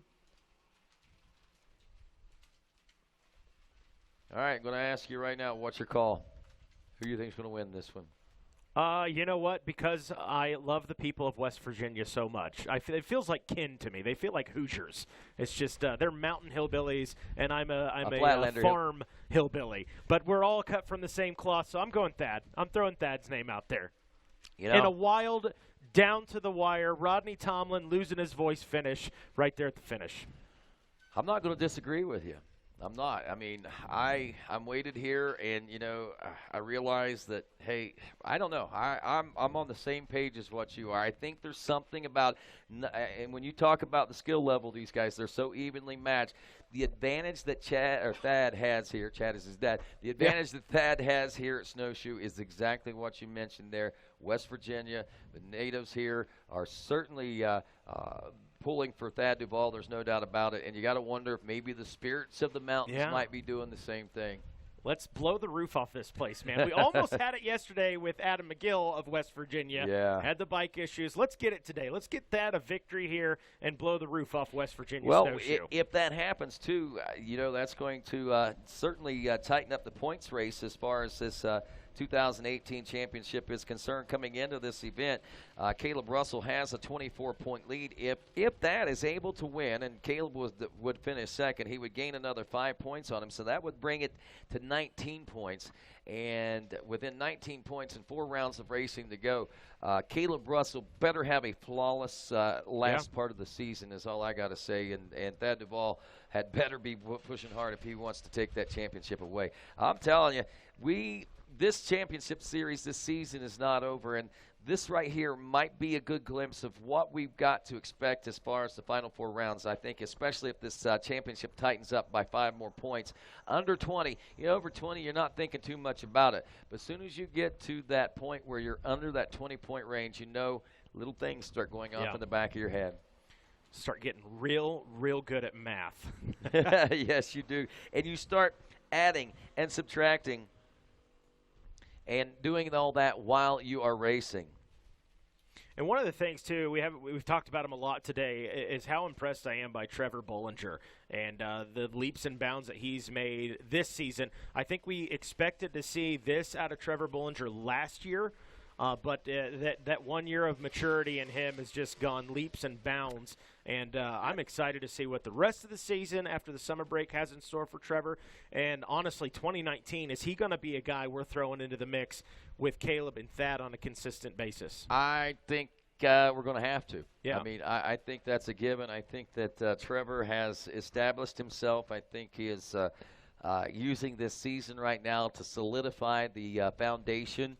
And as we were talking with Johnny Campbell earlier today, the fruits of the labor and the whole effort that the JCR team, they are starting to ripen. And I think harvest, they may be able to start harvesting some things, if not by the end of this year, next season. And, of course, actually, as I talk about that, I had a chance, as I said, to talk with Johnny Campbell earlier today. It's I just instruct them, we got to go out and be smooth. Don't need to go be a hero, run away from the pack. We got to, survive, and we got a championship here to run after. So we want to minimize mistakes, and that's kind of the key thing today is just minimizing those mistakes, keeping it on 2 wheels, don't get stuck. So they got that, in their heads now, and here's Trevor Bollinger right here, so you might want to ask him. Back down to Howard's Hole, and that's kind of what they told him.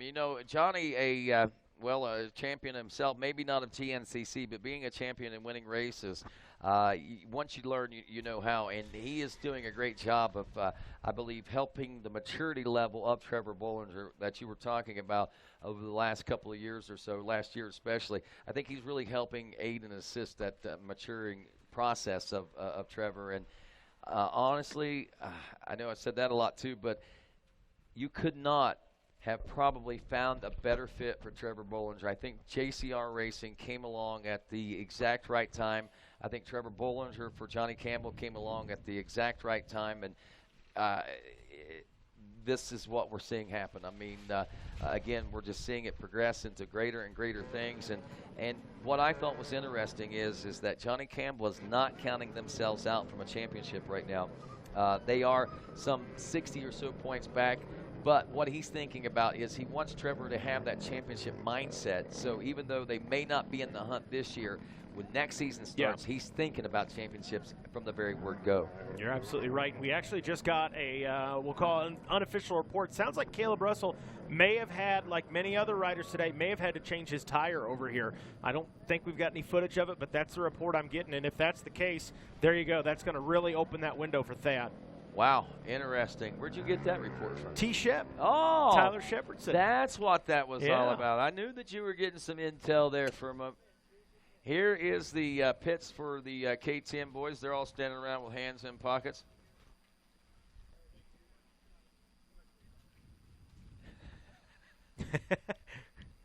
Flash Gordon doing Flash Gordon stuff. Yeah. So it's picking a flat. We got our own flashes out there on the track right now. Look at Auntie. Auntie over there smiling, laughing, carrying on. There's Charlie Mullins, a two-time GNCC champion and still a big and monumental part of that KTM racing effort out there as he trains those guys out there. Okay, we're getting a report. We're getting a report now that Thad Duvall's got a wrist injury on his way to medical. So now Thad Duvall facing something here.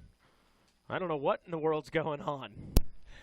Chaos. You know what? It's Snowshoe. That's what's going on. I don't know. They're not talking to me, so I don't have an idea what's going on. He said, Mikey, can you hear me? I said, yes. And he said, Thad Duvall, the report is he's got a wrist injury, and they're taking him to medical. That is not good. Not good. No. Man. But now we got to talk about Grant Baylor being perhaps up into the front. But you don't know how long it's going to take Caleb Russell, if he did or is going to have to change that tire. And you can see the tire right there in the left corner of your screen. Well, Baylor is in, and he is in as we look at adjusted time right now. 2 hours and 31 minutes is whenever Caleb Russell checked in. And almost 2 hours and 34 minutes, 2 hours and 33 minutes and 50 seconds. So Caleb has a couple 3-minute lead right now over Grant Baylor. On the time adjustments, Ben Kelly has moved up into a top 3 overall now, leading the XC2 250 Pro class. He had a lap time of 21:55. Actually faster than both Caleb and Grant Baylor's lap time. Trevor Bollinger, who is running back in the 4th place overall adjusted time position from Morganton, North Carolina, he turned a 21:56 himself, so he is turning a little faster lap times than what Caleb Russell and Grant Baylor are. But you know what? It doesn't matter. I think it's too little too late whenever you look at the big picture. You're looking at 10 seconds or so, maybe faster, but they've got several minutes to make up, and unless something happens out there to stop Caleb Russell, Grant Baylor's not going to catch him. And unless something happens to stop Grant Baylor, Ben Kelly, Josh Toth, Trevor Bollinger are not going to catch him. So I think that right now it's a matter of, I think, the battle for the overall 3rd place. Unless something monumental happens, I think we've got 1st and 2nd pretty much secured right now. Elapsed time, though, Trevor Bollinger checking in at 2 hours, 34 minutes, and 2 seconds. Ben Kelly, 2 hours, 34 minutes, and 2 seconds. Here's the difference, 2 tenths. 2 tenths separate 3rd place overall right now. 2 tenths of a second and time adjustment is what separates the overall 3rd place position right now. So I'm sure that the folks at KTM are going to say, Benny, you better wick it up. Yep. And the boys at JCR are going to say, Trevor, you got to go, bro. Yeah, it's go time now. I mean, and it still blows my mind that after a 3-hour race, these guys can be within what'd you say, 2/10 of a second? 2/10 of a second.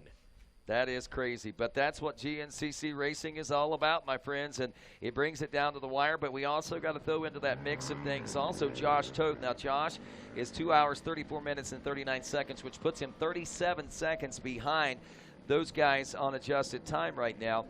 His lap time's 22:31. Actually, he slowed down a little bit, but if Josh does find the speed that he had earlier in the race, he might be able to get back up in there and mix that up a little bit on time adjustment too. So this race is far, far from over. I'm going to say it.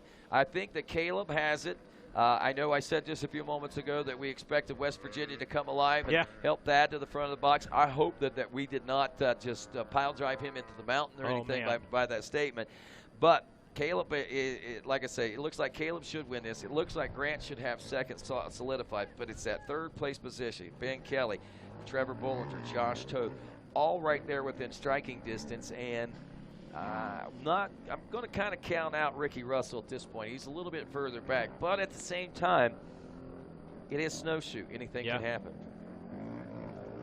So with that, 2 hours, 41 minutes, and 24 seconds, and about 13 minutes out from a checker flag and the conclusion of this Snowshoe GNCC for 2018, and then we will begin the long summer break.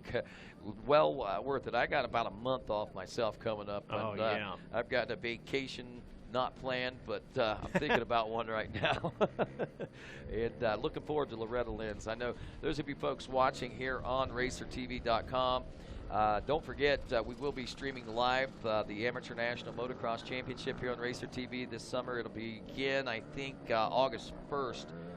I believe that practice day is on July 30th, and the actual race begins on August 1st. But whatever Tuesday that is, whatever the date is on Tuesday, the first week of August, is the day that we'll begin broadcasting. We'll be bringing you 99-plus motos of great amateur motocross racing there from the historic soils of the Loretta Lynn Dude Ranch.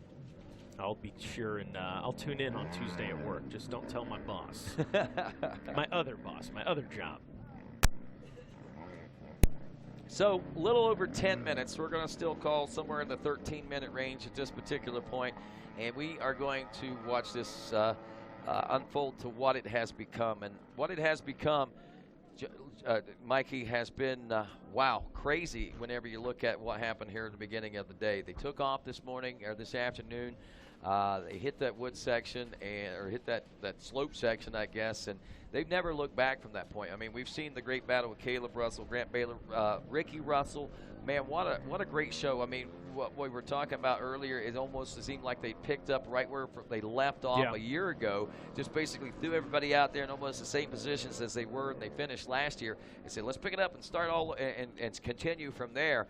And since that point, the war of attrition, this mountain, technical difficulties, whatever the case may be, has taken its toll on a lot of different riders, and the one in particular being, of course, Ricky Russell. Now we see that Thad Duvall, unfortunately, has not finished up this lap, and as you said, the report coming in that he had a wrist injury. Yep. And I didn't get that report, but but anyway, that's bad news. It is. But the good news is that this is the summer break. So if that does have an issue, hopefully it can be rectified, and if there is any physical therapy that needs to be done, that can be all done. And by the time we roll back around and ready to race in September, he could be back to 100+% and a man on a mission at that point. It's very true, very true. I mean, if there's any kind of silver lining, that's certainly it. You don't want to see anybody get injured, of course, but if it's going to happen, Snowshoe, you got some time off. Yeah, you're absolutely right. Mikey, I realize you got some stuff you got to get prepared for, as our leaders are due in a little over 10 minutes or so, and we'll see you down at the finish line with our winners.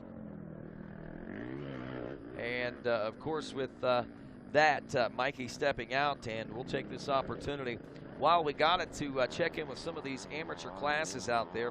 Real quick, we'll do the XC2 standings for you and let you know how that is breaking down, and the XC3, and then we'll do top 5 in our amateur classes quickly. XC2 breaking down like this, as we know, Ben Kelly racing for and leading by 0.2 of a second, that third place position. He leading the XC2 250 Pro class. Josh Toth in second. Jonathan Dior is in the number 3 spot. Austin Lee 4th. Ryder Lafferty rounding out the top 5 there in the 250 Pro class. Evan Smith in 6th. Jonathan Johnson 7th. 8th. Pascal Rachnecker. Mike Wachowski 9th. And Zach Nolan rounds out your top 10. As we take a look at the FMF XC3 125 Pro-Am class, Alex Teagarden has moved to the front of the pack in this one, and he is physically in the lead over Jesse Ansley now, the number 37 machine, by about 36 seconds. Chris Bach, who is running on time adjustment and was leading for a while, has now found himself a few minutes back in that number 3 spot. If you look at it, a couple minutes, a little over 2 minutes is what he is seeing himself behind on adjusted time behind Teagarden Ansley at this point. Jason Raines has worked his way up from 8th place early in the race now to a 4th place position, as he is 1 minute and 53 seconds behind the 4th place, or the 3rd place ride. 5th place, the 725 of Hartford, Tennessee's Hunter Shelton. Cody Barnes running in the number 6 spot. Jason Langenbeck is 7th. Ryan Lojak in 8th. 9th place, Hunter Reimer. Now a quick check of the rest of our field out there, as we take a look at this Open A class to kick things off. Ben Parsons, after 6 laps of racing, complete the 43 machine out of Orlando, Florida, with a 14-second lead over Tyler Soliano. The 409 from Yorksville, Ohio. 36, Connor Smith from Denver, North Carolina is third. Bryce Coster, number 712 from Sorrento, Florida, in fourth. And Luke Ross out of Middletown, Virginia, number 330, rounds out the top 5. Still struggling on the hill there at the FMF Power Point. As you can see, it's only becoming more of a struggle there in our 250A class as we take a look at that. One of our New Englanders out of Bennington, Vermont, Simon Johnson, the 811, a 2-minute and 23-second lead over Dakota DeFore, the 59 machine from Beach Springs, Ohio, in second. Owen Guys, the 322 from Harwinton, Connecticut, is third. Fourth place, 247. Matthew Davis from Bertrandville, Pennsylvania. In fifth place, the 414, Brewer Carley from Lexington, South Carolina, in that 250A class. 200A class, the 39 of Joe Marsh out of Indianola, Pennsylvania, leading by only 8 seconds over Ryder LeBlanc. That's a race going on right there now, folks. 5:13 in second. Then it's 281 Michael Beeler Jr. out of Waterford, New Jersey. Minute 35 seconds back in third. Fourth place, the 612 of Randall Irvin from Oakland, Maryland. Fifth place, the 199 Zachary Davidson from Iron Station, North Carolina. As we check in next with, looks like the 4-stroke A-Lights class, Brody Johnson from Landham, South Carolina, leading Pfafftown, North Carolina's Bolton B. Roth out of the 258 machine in second. The 238 of Blake Grindstaff from Vail, North Carolina is third. Fourth, Brendan Poling from Grafton, West Virginia. And fifth, the 56 of Johnny Manera from Millville, New Jersey. Andrew Boggs is the leader of the junior AB 25 plus class now. The 62 from Masontown, West Virginia. The 196 of Nick Mellinger from Oakland, Maryland is second. Jesse Kildo, 669 out of Elizabeth, Pennsylvania, in third. Fourth place, Tyler Brutton out of Troutman, North Carolina.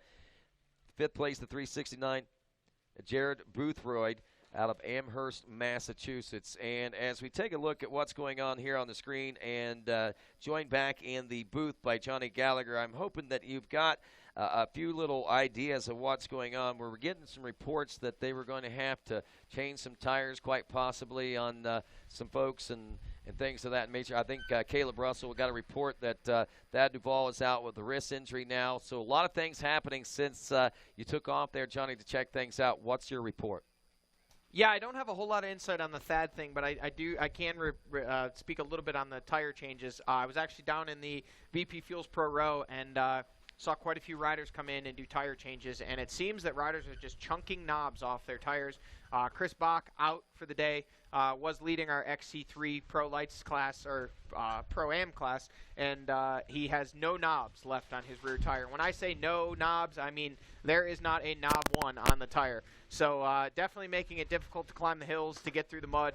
He actually said not so bad in the wood sections, but when you came out onto the ski slopes and climbing the hills, it was just absolutely impossible. Without any knobs, you just couldn't get any traction. So it seems that seems to be an epidemic. A lot of riders having issues with that across a couple of different brands. And, we obviously saw Lane Michael, Stu Baylor, Grant Baylor, now Chris Bach out, and they're saying potentially Caleb Russell changing a rear wheel as well, possibly for some tire damage issues. We'll wait and see if we can get an update from Mikey Waynes or some of the other guys on exactly what the specific issue is with Caleb Russell. But again, I had heard the same about Thad Duvall, but I do not think as yet there is confirmation as to exactly what is going on with Thad Duvall. Well, heartbreaker, no doubt, as we'll continue to wait with bated breath on what's taking place to get the information and see what's taking place on track right here. That 830 plus class real quick, the 67 of Jared Hoffman out of South Park, Pennsylvania, leading 5 minutes and 3 seconds over Guidardo's Malo, the 251 from Woburn, Massachusetts. Then we've got Sam Forrester, the 42 out of Elkton, Maryland, third. Fourth, Bill Zavindi out of Cabot, PA. And fifth place, the 187 of Louis Oleon out of Lancaster, Ohio. That's your Bet 830 plus class. As we take a look next at senior A class riders, the 40 plus class. Albert DeMott from Dunbar, Pennsylvania, leading the 589 of Frank Messina from Campbell Hall, New York. 69, Sean Remington, third. William Lackey, the 107 from Hickory, North Carolina, fourth. And Patrick Davis out of Martinsburg, West Virginia, rounds out your top 5. We'll wait and we'll see. We should be seeing our leaders work their way through here. We saw the FMF Factory KTM Mechanics and team manager Antti Kallinen, there with a stand ready and power tools ready to do a potential wheel swap on Caleb Russell's #1 machine. And another another update we're waiting on is to find out again exactly what is going on with the 989 Rockstar Racing Husqvarna of Thad Duvall. An epic battle up front that seems, at least temporarily, to have been put on hold, as we may have possible a little bit of an early departure from the race for Thad Duvall, we're being told. And again, Caleb Russell still holding that point position, but definitely going to have some okay, and the other thing that we're going to have to wait and see is just how much the guys behind Caleb Russell can make up if he does have to make that rear wheel swap. Well, here's the thing that is kind of disappointing from a race fan standpoint with Thad Duvall's being out today, that tightening race championship that we saw with just a little over 20 points separating those guys, and the possibility of coming down to a 19-point championship battle if Thad would have won today and Caleb got second. Well, we got to take into perspective now that Thad likely will not be scoring any points, and what that will do is that will move other people up in the point standings, or at least the positions in point, but that will give Caleb Russell another 25 or 30-point cushion over, 30-point cushion over Thad Duvall, which should help him in the final 4 rounds as they push toward the #1 plate there at Ironman here in 2018. Yeah, absolutely. So many developments, so many things happening there. It's just it's tough when you have these kind of things happen mid-race, and it's hard to calculate how it's all going to pan out. But we know that these guys are still out there, still circulating. Obviously, save for Thad Duvall, we have been told with the injury. But Grant Baylor hard on the charge, trying to potentially close up that gap on Caleb Russell. Again, with Caleb Russell having to possibly stop and change a rear wheel, it looks like what his mechanics are preparing for, that could be a big chunk of time that could factor into the finish at the end of this one. Well, the thing that we got to realize now at this point, we only are a couple minutes out, and we're headed to the finish line. So they may have elected not to change the wheel after they found out that there were some issues and they didn't necessarily need to push as hard. So maybe they elected not to change that wheel because we are coming up on checker flag right now, Johnny. Then obviously because they would have changed that there, unless they've elected, because now something like that can be done anywhere out on the track. That's not fuel. Right. So they may have elected to do it in another spot, but I kind of doubt it. I think with the way things are panning out for him, whatever it is, he's just going to try and nurse it along to the finish. Could have been a situation where there was a couple damaged spokes, and they just said, hey, take it easy on this thing, finish out this last lap. Right, and especially without the intensity of the battle that Thad would have brought to it. So right now, again, we just kind of waiting. I say we're within 2 minutes or so before we'll see the checkers come out. That is a guesstimation on my part in conjunction with what I've been watching all day, but 2 to 3 minutes before we should be seeing these guys, or see Caleb Russell check in. He will have somewhere in the neighborhood of probably, I'm going to say at least 2, maybe 3 minutes before second place. A second place rider will be checking in. So we'll just wait and see. Right now, the way I've got it calculated, Grant Baylor, after time adjustments, is 2 minutes and something behind. We see Ben Kelly. He is a couple, 3 minutes behind. Ben started on the front row there with Caleb and Trevor. And speaking of Trevor and Ben Kelly right now, this is going to be interesting because, again, I don't know if you heard us talking about this. Down to 2/10 of a second. Yeah. And, I mean, both of those guys only about 12 seconds behind Grant Baylor for second. So, really, second through fourth overall separated, I mean, if my math's right there, by only about 12.5 seconds. Oh, Rodney, we just missed it. The checkered flag for Caleb Russell. He is in, and barring somebody else coming in here in the next couple of seconds that gets him on corrected time, Caleb Russell will be the overall winner here at the Snowshoe GNCC. So, obviously, not changing that rear wheel was the right decision. He was able to make it to the finish. Look at this, Rodney. He's getting that burnout in before he crosses the finish line. I've never seen him do that before, but he wanted to see the smoke coming off that rear wheel, and that rope went through the mud right down to the rock, and you saw the smoke coming off that rear wheel. That right there, I know, had to be a good day for Caleb. Regardless, I'm sure he's got to be thinking and wondering what's going on with Thad right now. They had a good race going. It was a day that showed us a lot of different elements. We saw rain during this race. We saw fog during this race. We saw sunshine during this race. It gave us about everything but snow and sleet, I think, today. And that, my friends, is what GNCC racing is all about. Absolutely. There's Trevor Bollinger. So Bollinger actually going to come in ahead of Grant Baylor. We'll wait and see on corrected time how that pans out. That is correct. Now, I can't remember. See, Grant Baylor, if we look back to what row Grant Baylor actually started on here, he started on row number 3. So, Bollinger does not look happy. He's throwing gloves. He's dropped his bike. He is very, very, very unhappy. Well, I don't know what Trevor would be unhappy about. I guess maybe losing. Quite possibly. Let's see. Let's look into this a little deeper.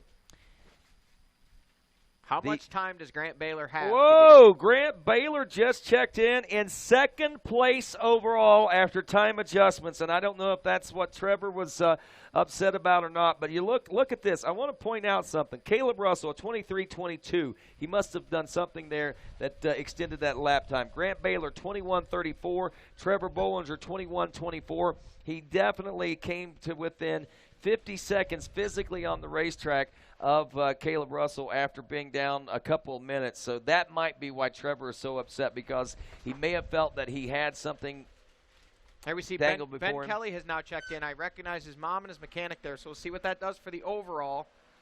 Yep, still in 4th there. Still in 4th. So Caleb Russell will take the win. Grant Baylor, as of right now, 2nd place. Trevor Bollinger, as of right now, is your 3rd place overall finisher. Benjamin Kelly, as of right now, is your 4th place overall. And 5th place is your defending XC2 Pro-Am champ, Josh Toth, as he just checked in. 2nd place in the XC2 250 Pro class. Absolutely. These guys left it all out there. You can see Ben Kelly having to get his eyes washed out. A lot of grit, a lot of mud went through that young man's eyes, and he's going to look a little worse for the wear, but he's got about 10 weeks before he needs to come back GNCC Racing. He's going to have those eyes all cleared up by then, and tonight he's going to celebrate because he just won the XC2 Pro Lights class in GNCC Racing at the Snowshoe GNCC. Look at Grant Baylor. Now, next time we see him, he's going to have a full-blown handlebar mustache, I think, whenever he comes back. But look at this young man. I mean, talk about, again, I talked to him before the race. This kid was literally walking on air. I mean, he was bouncing around. He was anticipating this race day. For some reason, he wanted to get out here and race Snowshoe. And though he didn't take the win, he certainly gave us another impressive ride today, and even more so impressive with having to change that tire. And that goes back to this question right here. So look at this, Rodney. 54.36 for Grant Baylor. For Caleb Russell. 55.24 for Grant Baylor. So you're looking at a difference. Was that 17 seconds? No. Oh.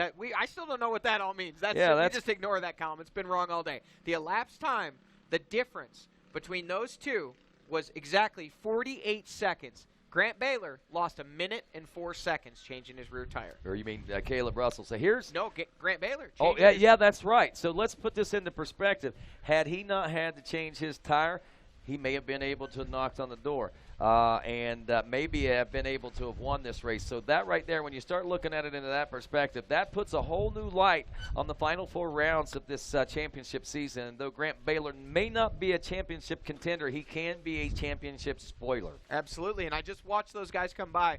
Grant Baylor came by again, no knobs on his rear tire.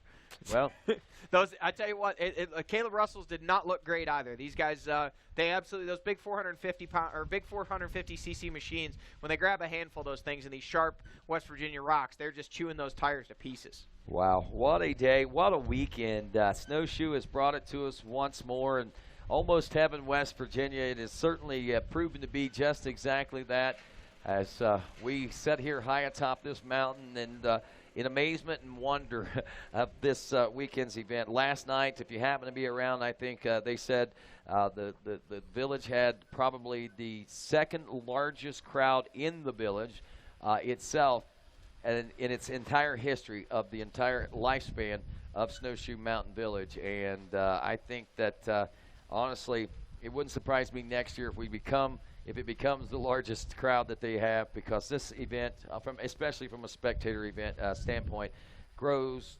enormously every year. Absolutely, great event, and the weather conditions did nothing to dampen the spirit None of at all. GNCC Racing None. or the spirit of competition. These guys laid it all on the line. Caleb Russell with the win, Grant Baylor 2nd, and absolutely impressive. Trevor Bollinger able to charge through from all the difficulties throughout the day for that 3rd place overall position. Ben Kelly and Josh Toth, your top 2 in that XC2 Pro Lights. We are still waiting on 3rd place. Now, Ricky Russell has checked in. That would be 6th place overall and 4th place in the XC1 Pro class. So although not the win he was looking for, still a solid ride for Ricky Russell. Good points day for him and that Infab Ampro Yamaha team, and those guys will certainly be looking to come out swinging after the break here in a matter of about 10 weeks. Wow. So here we are, Johnny, and I am super excited. I mean, I don't know what it is about Snowshoe that excites me so much. I think it's because we get to see different riders really excel out here, and oftentimes these riders can take this momentum from this race and use that boost of confidence into the last 4 rounds of the season. We'll see if any of these guys are able to do that or not here today, but like you said, still waiting on that third-place finisher of the XC2 250 Which Pro class. last we knew was John Girard, so that'd be big news there, too. That would be absolutely the first podium for John Girard. We've seen him, and we actually were just talking about this guy this week because, you know, this is a rider that we've seen run wheel-to-wheel with Charlie Mullins and Caleb Russell at GNCCs in the past. Now, in New York, but nonetheless at a GNCC for over 2 hours of a GNCC and end up in the top 5 overall, but yet so far he's just really, really struggled in his debut full season of racing in that XC2 Pro Lights class. So today could be the day that John Girard pops through and gets his first podium in that XC2 Pro Lights class. But looking back at it there, it looks like he did only have, well, no, he had about 2 minutes on Austin Lee. So a pretty good gap there, and there's Stu Baylor. He's coming in, and he's wondering who sharpened their pencil better than he did this weekend. Still, I actually heard him say, he said, did they cheat on Friday, or was that legit, that score? Well, he comes off with a smile on his face, and that's a good sign. Even for a 7th-place finish, you know, to be able to roll off this track with a smile on your face, that says a lot about that competitor, I think, deep down inside, because as though he wants to win, he wants to be that guy on top. On days like today, whenever you can make the best out of it and be happy with that, that's pretty impressive too. Rodney, just about any moment here, we could potentially be seeing a history-making moment. John Girard, 969, the MCS Suzuki rider out of Southwick, Massachusetts. He should be the next rider checked in and very possibly on his way to his first ever XC2 Pro Lights podium, a multi-time champion from another series.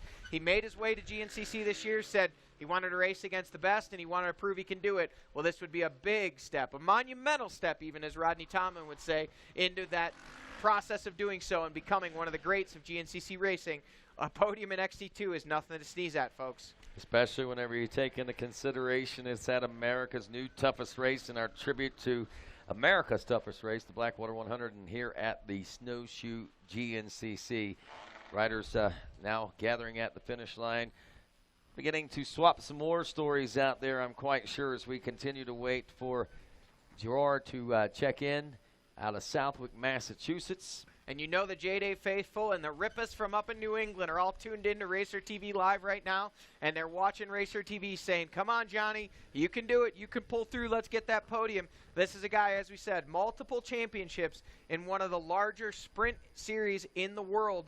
This guy has speed. You know, he's capable of riding these conditions, the New England conditions, the rocks, the mud, the technical stuff is nothing to scare him off at all. Well, right now we're waiting to see if he can put the finishing touches on his first ever XC2 podium.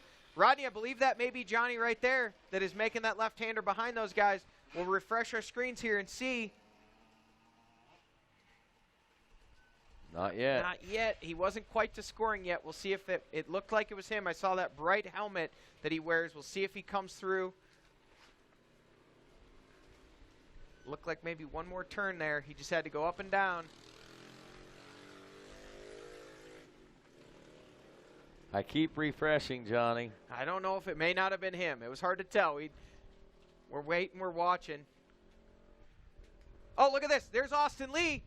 Oh, that could be big news there for Austin Lee. Then if he gets this might be an opportunity for him to There he is, folks. Johnny Girard. He's in, and he grabs that third-place spot just inches ahead of Austin Lee. Inches. 1.6 seconds according to the tail of the clock. He was 8 minutes. Did I look at that right? Yes, look 8 minutes, look at that. 22 seconds That man back. is in absolute pain. Can't see. His eyes are just closing on him. He's doing. He can't see a single thing, but he did not want to let up. He wanted to do everything he could possibly do to get to the finish line to get that first XC2 podium. That shows dedication. That shows heart. He'll get those eyes cleaned out, but most importantly, he's got to go spray some champagne on the GNCC podium right now. Oh, yeah.